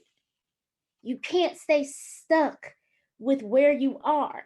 In order to heal, you have to take the first step forward. If you fall down, fall forward so that you can get back up and keep moving forward. The last step, finish. Number 1, faith. 2, focus. 3, forward. 4, finish. Finish the process of considering your options. Finish the process of that internal debate as to what is best for you. Finish the process of what you have going on that is holding you back. Finish the thoughts. Finish writing down the solutions. Finish writing down the names of therapists that you can go to. Finish writing down what specialists you need to see. You have to finish what you started. You can't go backward anymore. Going backward is not an option, right? You really have to focus. It does take a lot of faith, right? It takes a lot of faith to convert your pain into power. So I understand that it may be difficult for you. And every day we're forced to deal with things that are not easy. We're forced to handle our lives in a way that show our power. And I don't mean power in the way that we pretend that nothing is going on, but power in the way that we don't allow what's going on in us and around us to take us off our beaten path, to take us off the path that God has for us. We have to be our own greatest advocates. But sometimes we also need to understand that someone can advocate for us as well. And that is part of the finding people that can help us and having that safe space. I feel like I could talk about this forever because it is something that I'm even still going through. So by the time you all watch this, I'll be going in for another operation. But I'm focused. I have faith. I know that when I move forward with this operation, I will finish dealing with some of the other pain that I had dealt with leading up to this point. I won't always be in this situation. Things aren't always going to be this way. I hope that this helped you all deal and understand how to deal with the painful situations in your life, and understanding that this pain that you're going through may in fact be holding you back from reaching the next level as an entrepreneur or as even in your career. I hope that the keys to convert your pain into personal power so you can walk boldly in your purpose resonate with you. And I hope that these keys are things that you can go back to. So I hope you took great notes. And I would love for you all to connect with me.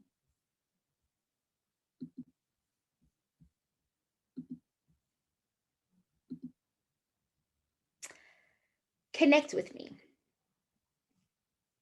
Connect with me so that we can work together and understand some of the things that you're going through so that we can be a team of one and convert your power into, oops. Okay, sorry. I would like to redo that closing because I said convert your power instead of convert your pain. Okay, go ahead. Just do your power word again, and then do your closing. Okay. Power.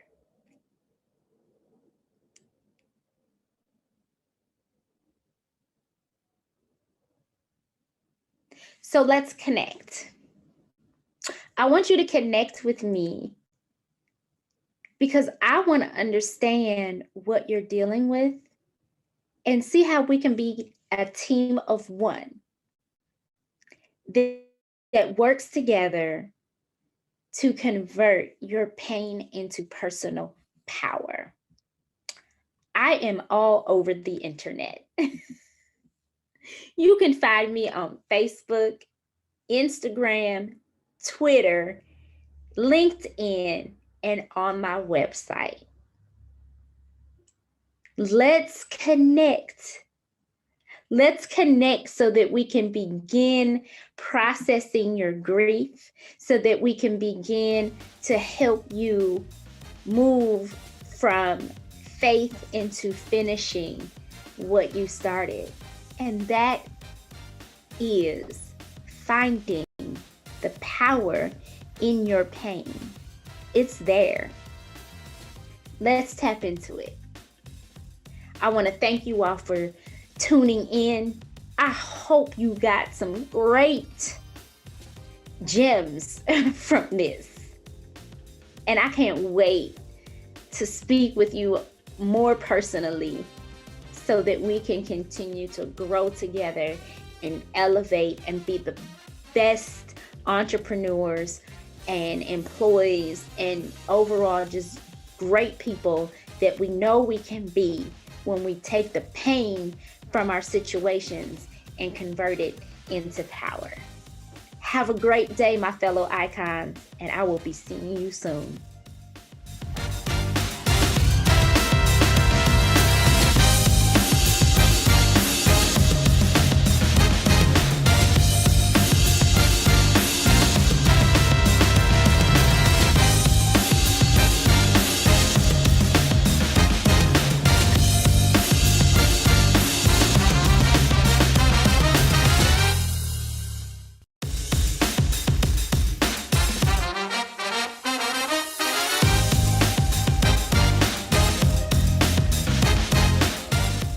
How many of you have ever woken up with a plan for your day?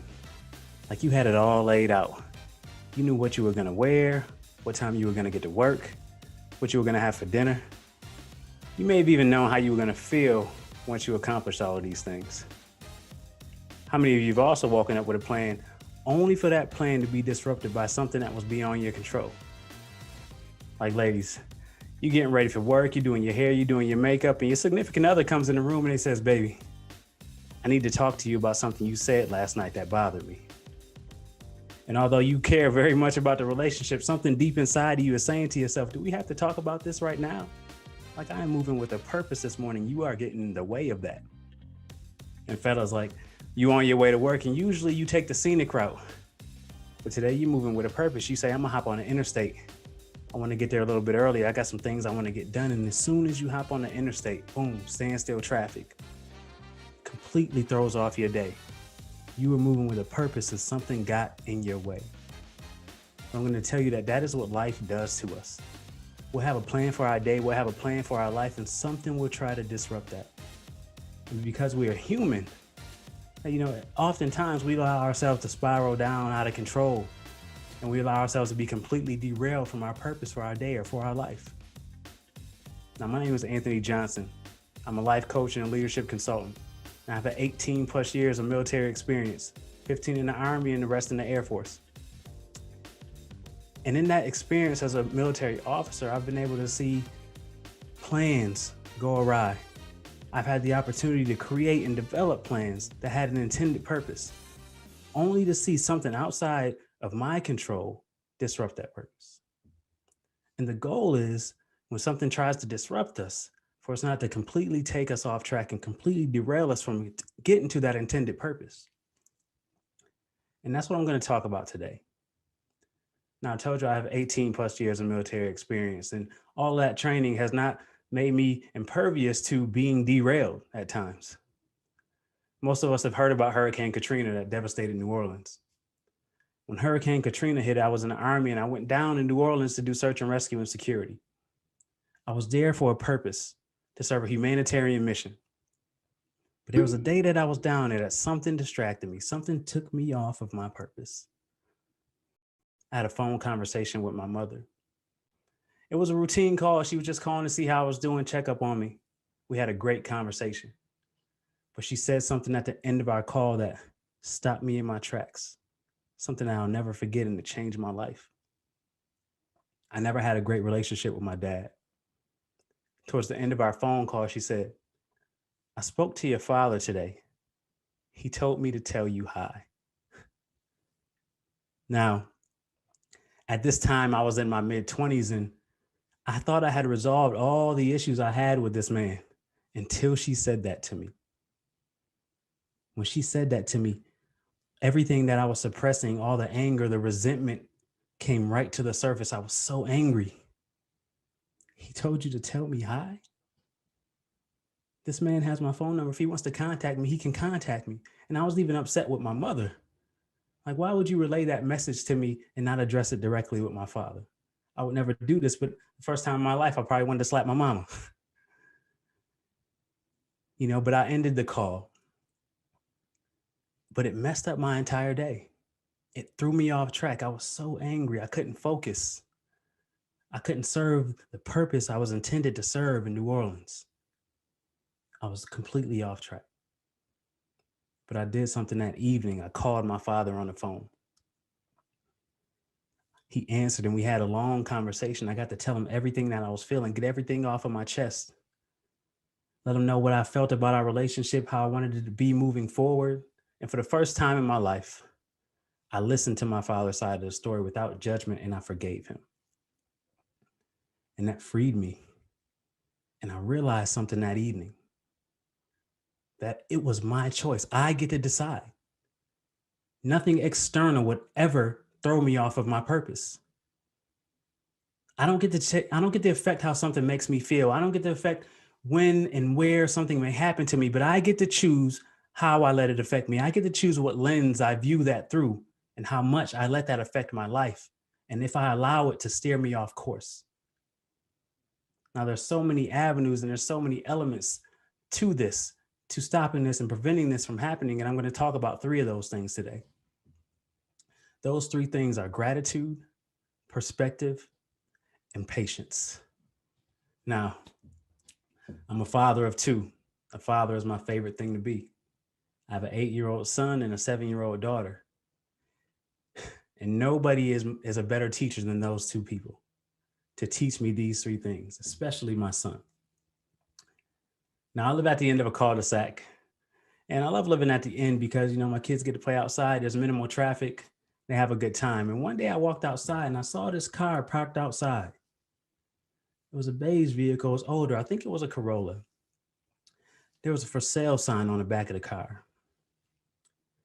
Sat there for 3 or 4 days. And on the 4th day, I went outside and we were about to go somewhere. And I saw there was a huge dent in the front fender of this car. And I knew it wasn't there before. And I said to myself, I'm like, oh my God, like whoever owns this vehicle is going to have a hard time selling it. It's already older. And now it has this huge dent in the front of it. Oh man, I felt really bad for the owner of this vehicle. So, it's not mine. So I brushed it off and I went back inside and I told the kids, hey, get in the car, we're about to go. I went upstairs to get a few things that I needed. And I'm about to head downstairs. And I see my son come in through the front door. I'm looking at him and the door swings open. My son's standing there. And I see something in his face. I knew something was off. Something wasn't right. He says, Daddy, I made a mistake and hit that car with a rock. And I said to myself, are you sure you didn't deliberately bang on this car with a miniature boulder? Because there is a large dent in this car. And for my own amusement, I asked him, I said, hey, it's okay. What happened? He says, well, me and my friend, we were playing this game called Who Can Throw the Rock the Farthest? And at that moment, my son can see just a look of stoicism on my face. He sees a calmness come over me, probably that he's never seen before. And I think it scared him because he immediately started crying. He tried to explain. He said, Daddy, I'm sorry. It was an accident. I didn't see the car. It was too dark. And I kept my cool and I didn't say anything to my son. And I just said, you know what, get in the car. We'll talk about it later. And some of you might be saying, you might be wondering how I was able to keep such calm in that situation. But let me tell you, this boy, he provides so many moments of joy, just such as this in my life, that I've had plenty of practice to respond to ridiculousness like this. But it wasn't always this way. There was one time we were riding in the car and, my son was being himself in the back seat, bothering his sister, doing everything he could to push my buttons. And he set me off. We got into an argument. I'm in my car arguing with an 8-year-old. And it came to a point in our discussion where I yelled at him louder than I've ever yelled at him in my life. And in that moment, I was ashamed. I was ashamed because he took me out of my zone. He threw me off track, an 8-year-old, my son. And I was ashamed because that wasn't the kind of father that I wanted to be. My sister always told me, she said, I think you were meant to be a father. And I used to say about my son that he was sent here to test me. My son he's emotional. He's impulsive. He's easily excitable. And if you ask my friends, they would tell you I'm the exact opposite. My son is everything that I was afraid to be out loud when I was growing up. And there was a part of me that didn't like it. There's a part of me that wanted him to be more like me. And then I realized that I would be a fool to take those things from him. So I had to change my language about my son. I changed my language from my son being sent here to test me to being sent here to teach me about these things. And when I was able to change my language about my son, I was able to change my perspective. And because I looked at my son in a new light, I was able to see him here to test me and to see him as a blessing. And I was able to show gratitude and express that gratitude for who he was and what he was meant to be in my life. And that newfound gratitude allowed me to have more patience with my son and who he was becoming as a human being. Do you understand what I'm saying? Like this newfound perspective, this gratitude, and this sense of patience now that I have for my son allowed me to fulfill my purpose as who I am supposed to be as his father. Now, some of you might be saying, well, I haven't found my purpose yet. I don't know what it is. And I will submit to you that everything that you've been through, everything that you've experienced in your past and what you're going through now, it is setting you up to serve your purpose. I'd even go as far as to say that you are living part of your purpose right now. You may just need to have some patience for it to be revealed to you. You see, I always looked at my relationship with my father like there was some black cloud that followed over me for my life. It was just following me everywhere I went. This absence of my father, not having that in my life, all the things that I missed out on. I knew what it felt like to be sad. I knew what it felt like to be unwanted, to feel unloved, to be hurt, to feel disappointed. Even when I was a kid, I would imagine, before I even had children of my own, I would picture myself as a father. I would imagine myself showing all these things to my children, being the father that they needed, showing them what a father was supposed to be. I envisioned this as a kid.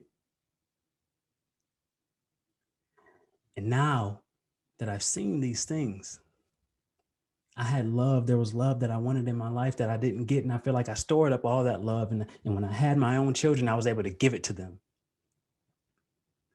And that it allowed me to view my relationship with my father in a different light. It allowed me to have more gratitude for that, because if not for that relationship, maybe I'm not the father that I am today. It is because of those things, because I knew what it felt like, and because I never wanted my kids to feel that way, that I am the father that I am today. I owe it to this perspective. I owe it to having gratitude, and I owe it to having patience for that to be revealed to me.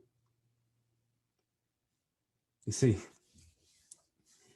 you might get into an argument with your significant other, but I need you to be grateful that your kids are about to wake up, because part of your purpose is to show them what a present parent looks like. You might lose your job or you might get laid off, but I need you to view that from a different perspective of why that's happening, because I need you to understand that part of your purpose might be to show your family what perseverance looks like.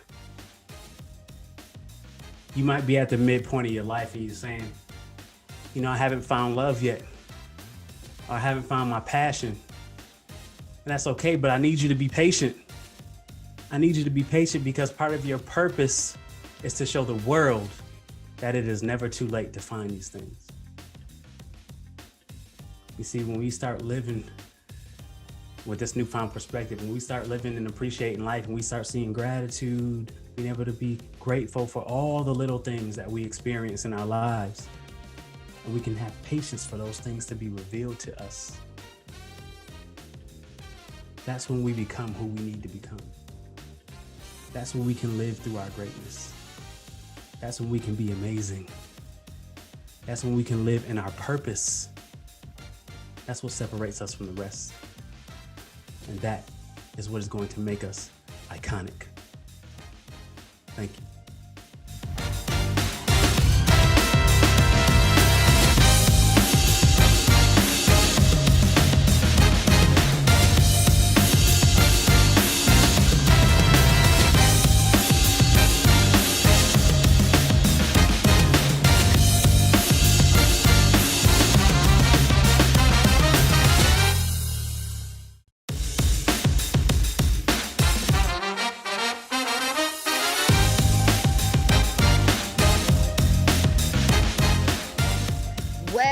Hello, everyone. For those of you who don't know me, my name is Chanel.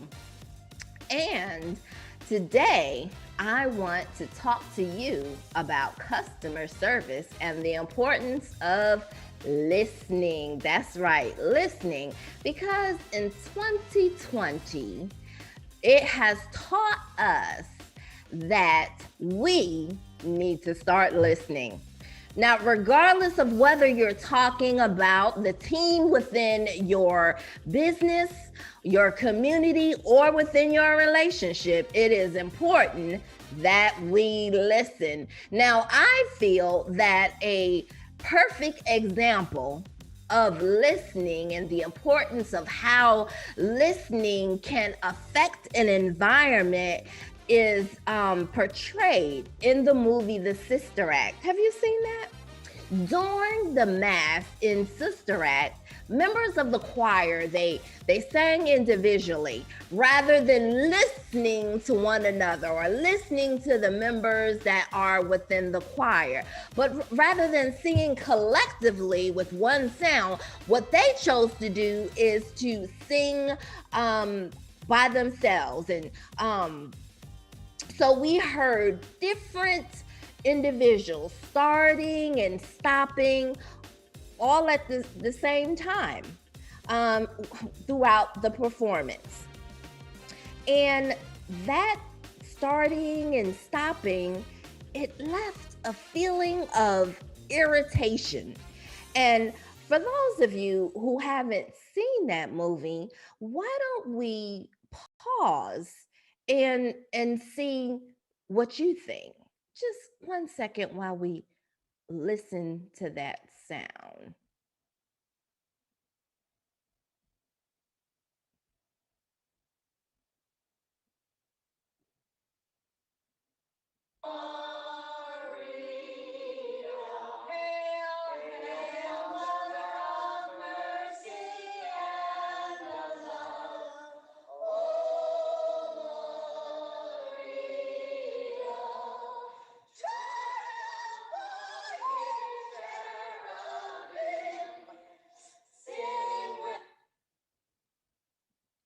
Now, for those of you who listen to that, how did that sound make you feel?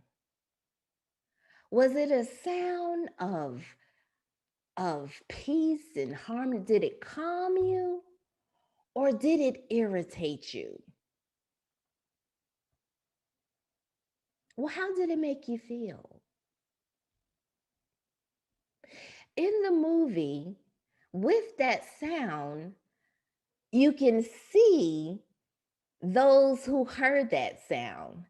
Their voice, the look on their face was a face of irritation. It was a face when you saw their faces of those who were listening, they cringed.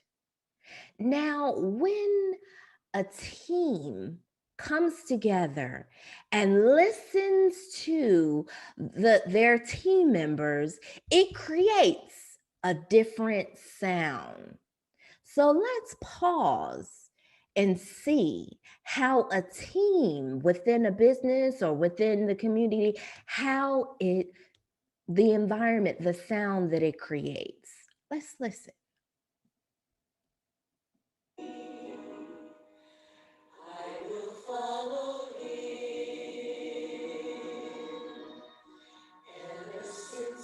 Touch my heart, I knew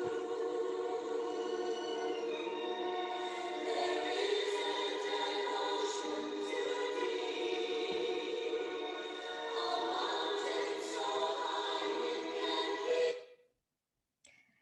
be. Now that you heard that, how did that sound make you feel?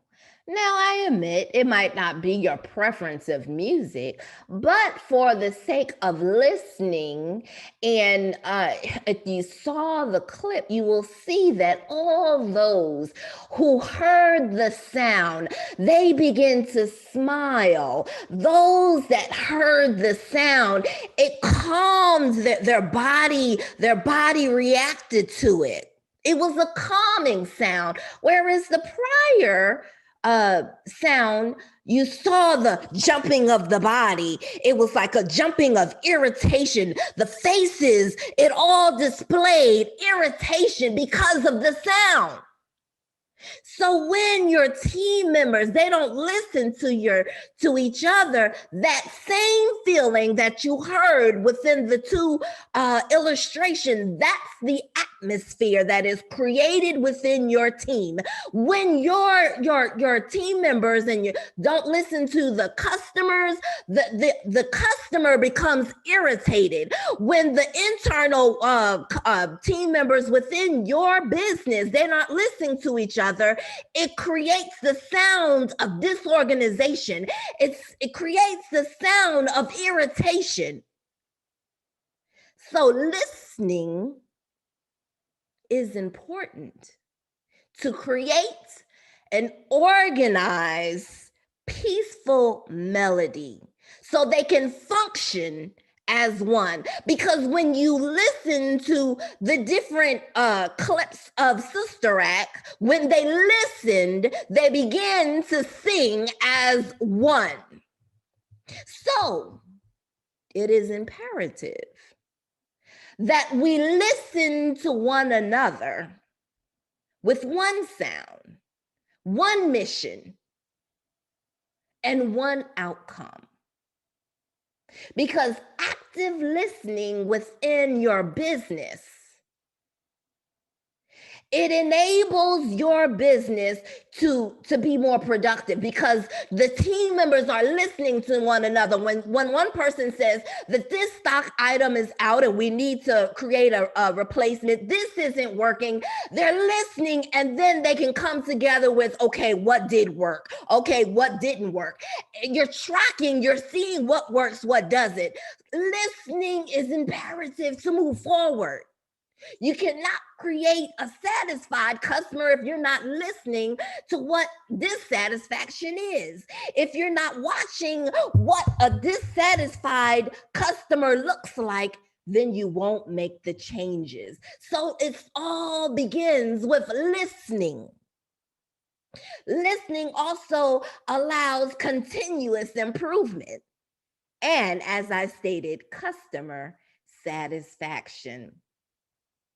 Because when you're working as one, when your team member, the people within your business, your team, when they're working as one, there is a motivation that we are doing our best as a team because they're listening and they're going with one purpose, not the attitude of, that's not my job. I guarantee you that if your team works together and listen to one another, to listen to, as I stated, the viewpoints of what works, what doesn't work, where we need to improve, and where and the issues and concerns and the complaints that have come about from the internal team members as well as the external ones, there will be no limit to what you will achieve within your business. So I challenge you today to listen to the team members within your business. Discard the thinking that the person in charge, whether it is your project manager, whether it is the lead, discard that thinking of they don't know what they're doing. And I challenge you to avoid saying that you're not going to work with them, or I will work with them, but for sake of environment, I'm not going to say anything. I'm just going to go with the flow and put least effort impossible into it.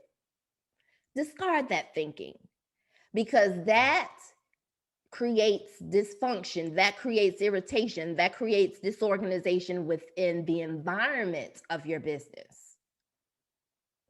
So listen, talk to each other, decide on an action plan after you have listened to what the issues are, after you have listened to all of the complaints and the concerns within your business. Then agree on an action plan of how each member within the team, the collective team, not just the head, but the team as a whole. Because see, the people that work one-on-one with your customers, they see the things that leadership does not see. So it's important that everyone have a seat at the table and talk to one another so that you can agree on a plan and the best efficient manner in which how to achieve your goal of productivity and excellence in customer service. And I guarantee that if you listen, if you discuss the issues and concerns, and then agree together on one plan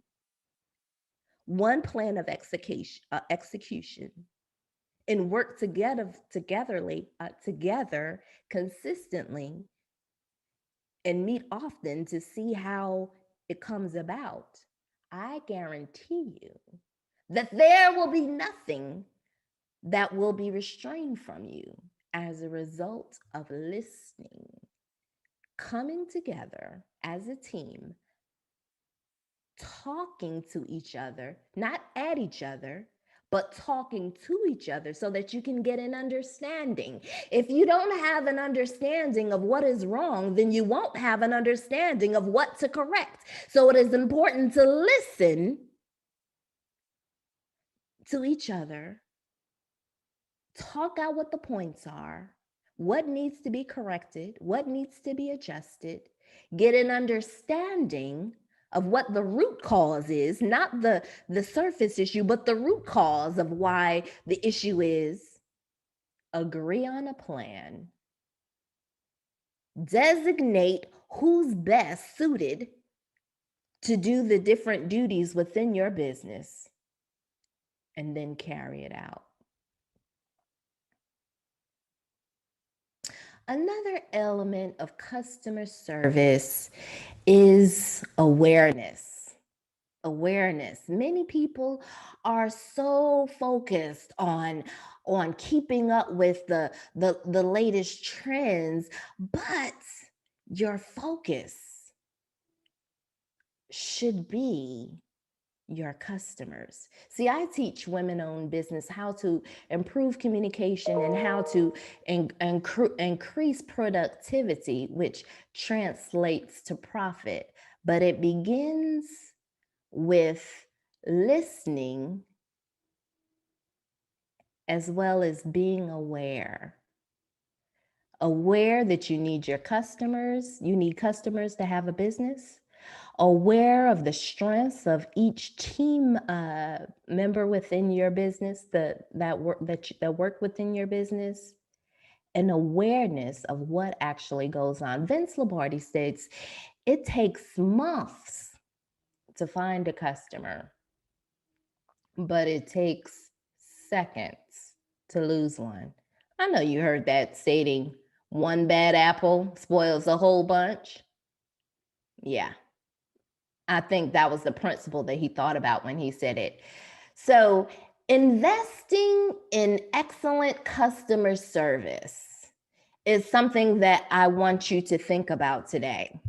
Investing in excellent customer service, because see, it always returns with customers that are willing to return a more profitable price to your business.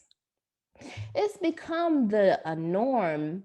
If you ever watched companies that have really bad customer service, if you watch throughout the years, you have seen that other investors, they'll come in, they'll fix that customer service issue, and then they will raise the price for the services, especially if they had a really good product. And they'll raise the price for those services, which is called capacity and demand. When capacity is fixed, then the demand rises.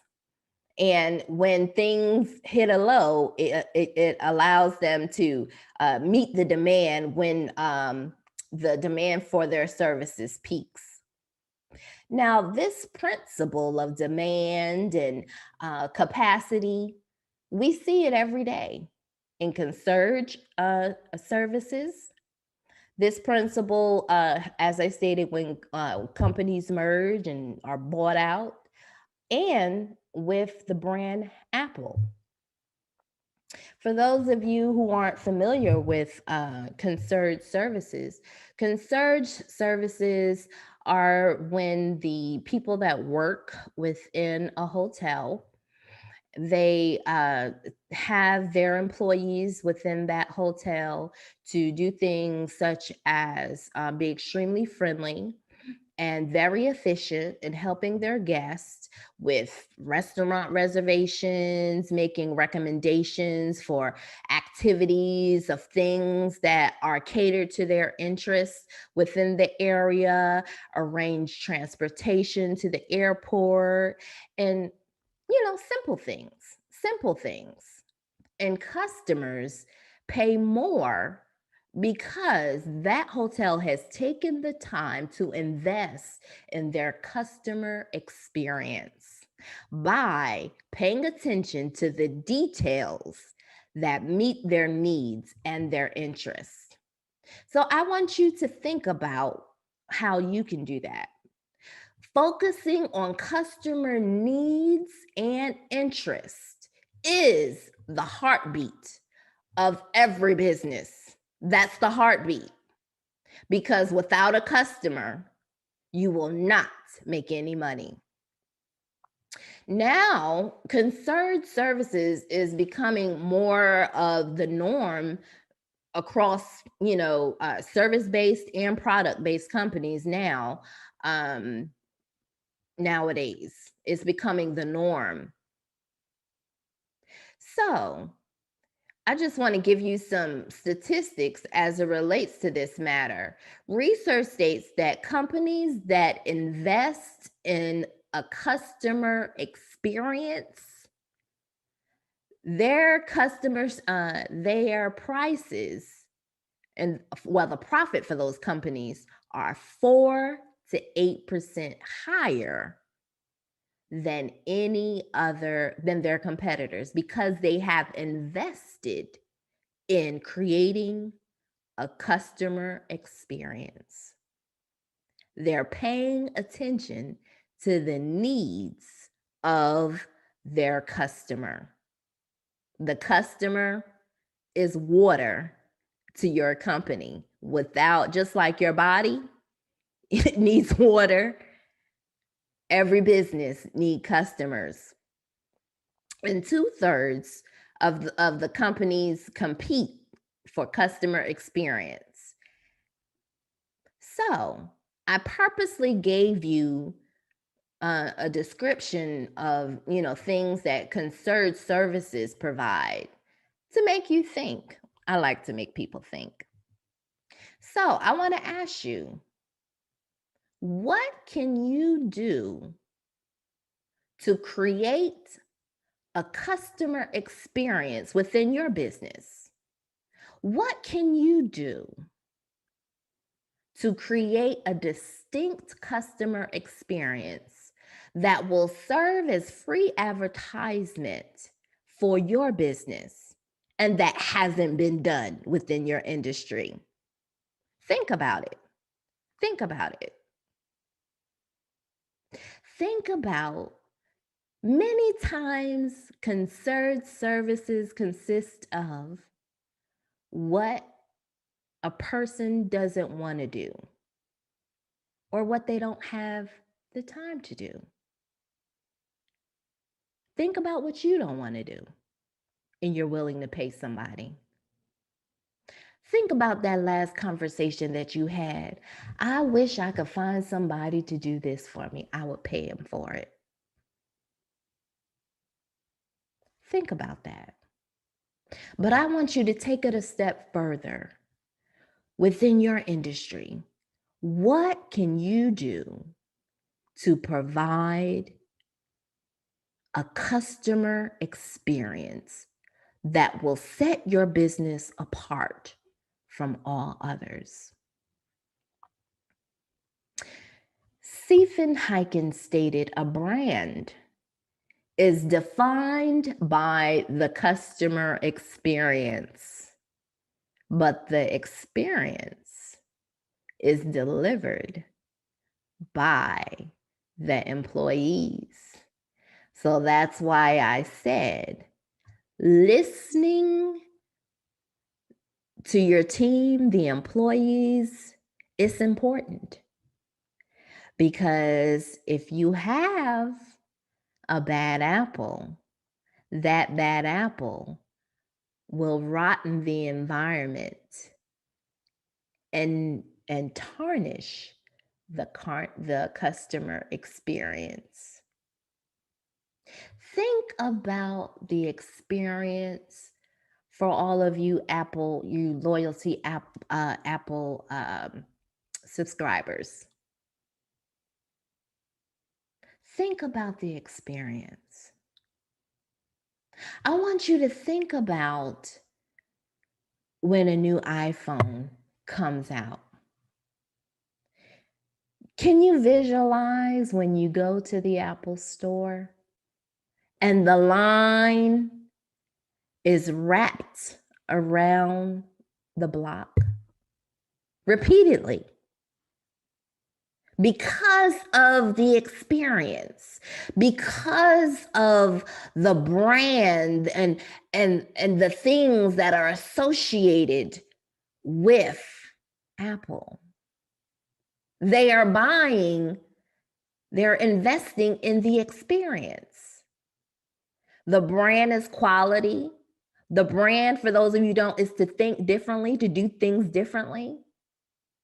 It's sufficiency, having everything in one place where you can go.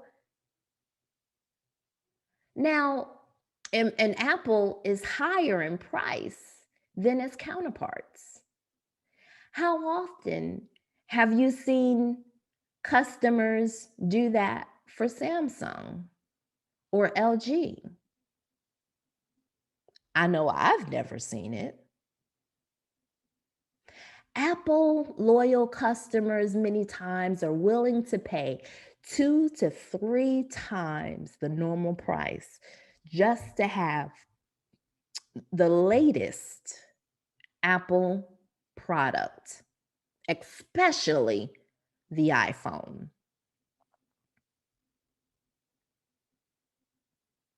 Now, your products may be phenomenal, but if your employees are providing not really good customer service,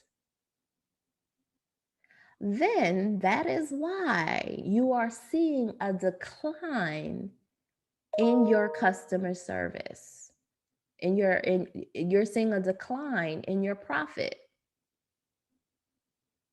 And never underestimate your competitor's ability to take your customers, because you, as a business owner, have not invested in creating a customer experience.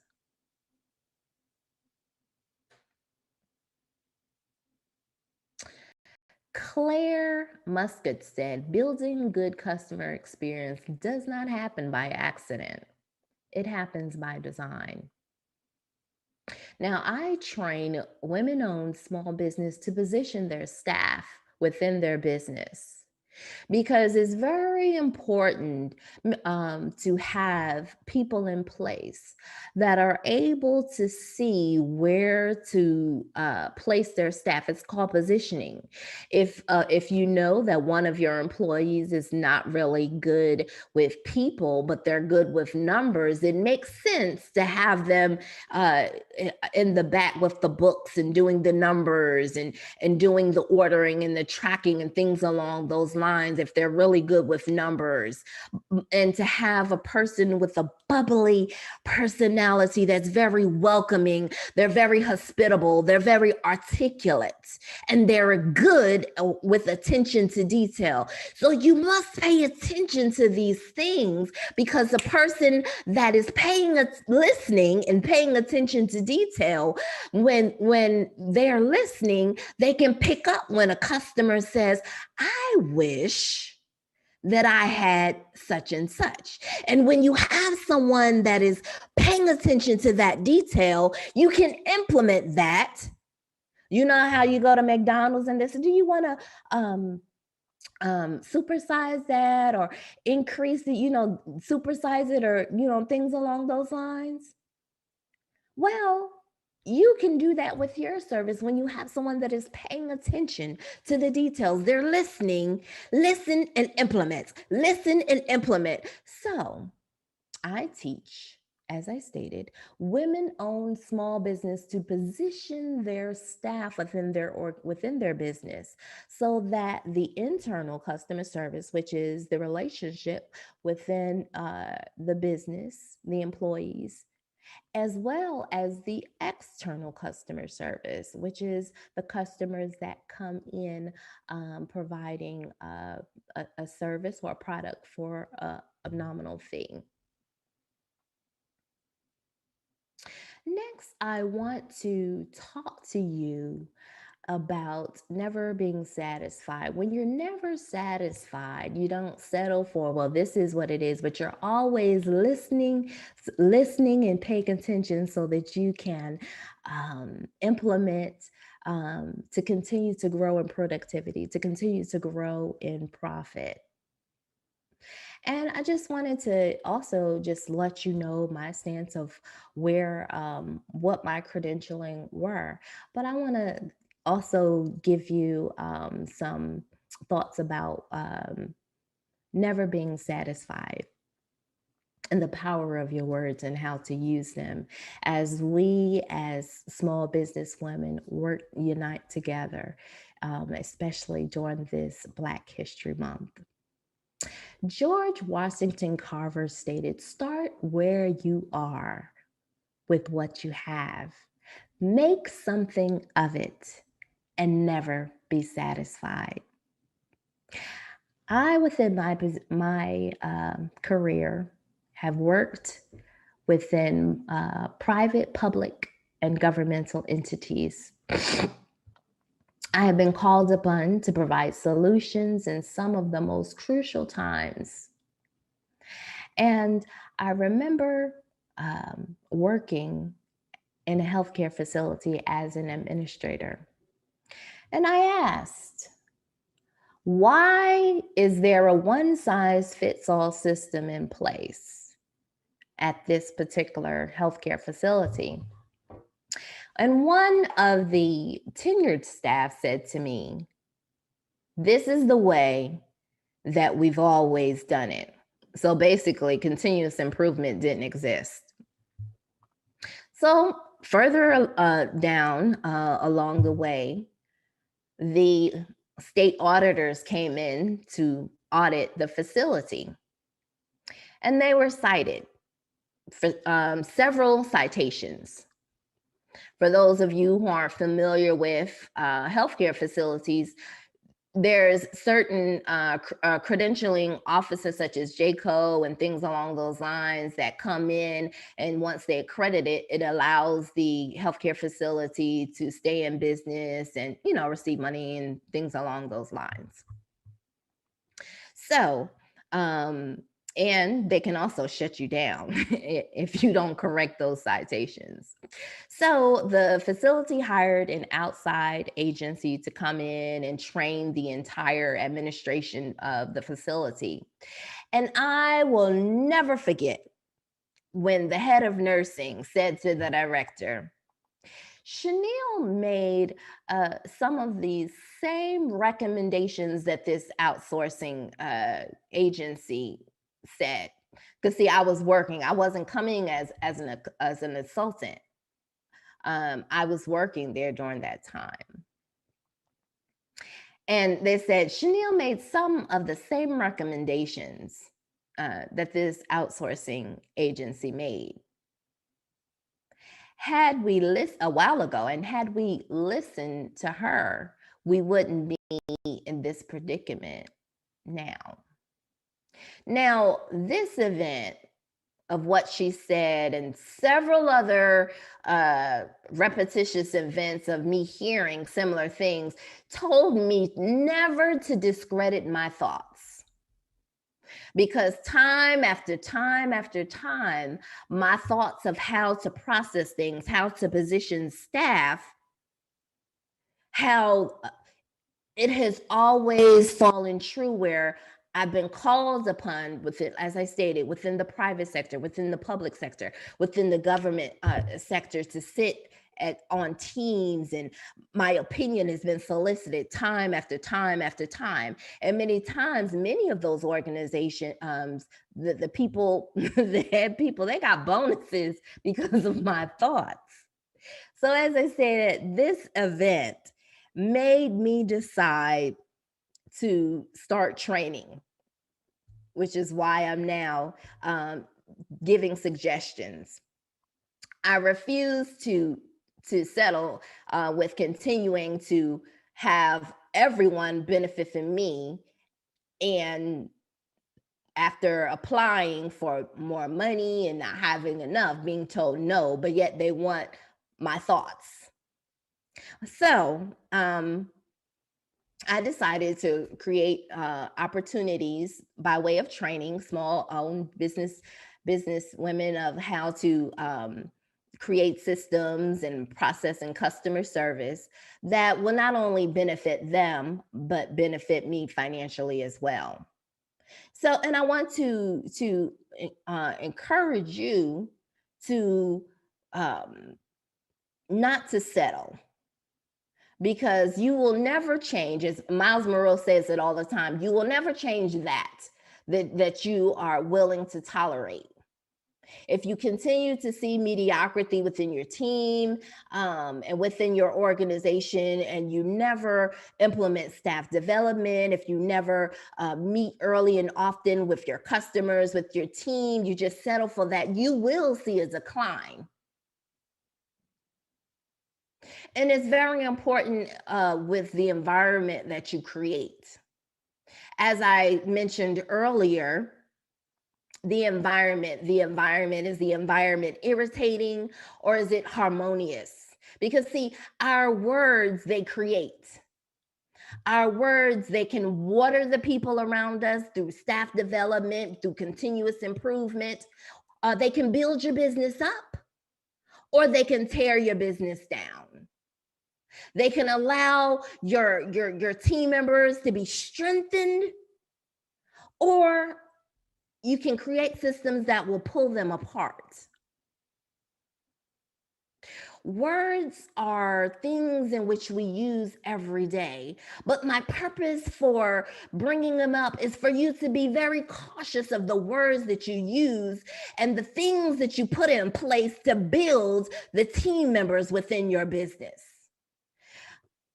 As it relates to Black History Month, there has been a system in place from the beginning that was words spoken that allowed many Blacks to think that we're less than and incapable of achieving. But we're here to see that we can achieve.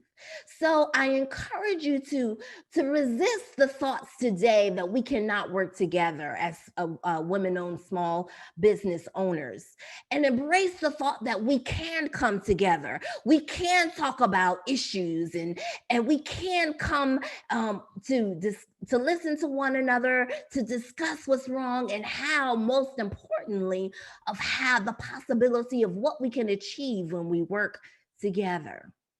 The possibility mindset, not just to network, but to actually support one another in a manner and that we all benefit monetarily, because we as a people are a brilliant people. And brilliant is defined as excellence, distinction, talent, mental ability.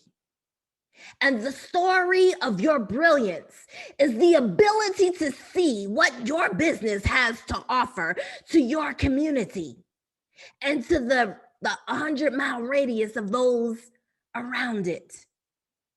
Your brilliance is your ability to see beyond what is done within your industry and create a customer experience that will bring in more revenue and distinction in establishing an increased brand, which is considered scalability. So I challenge you, what are you focusing on? Because what you focus on and what you speak, it grows. Where you invest your time, your words, your environment, those areas will grow. I challenge you to invest in staff development. I encourage you to invest in continuous improvement, which is meeting early and often with your team. I chose to uncage my thoughts, just like the cage bird that sang, and not cage my thoughts, but to release my thoughts so that it can benefit those around me as well as myself. Because we all know thoughts become things if not interrupted.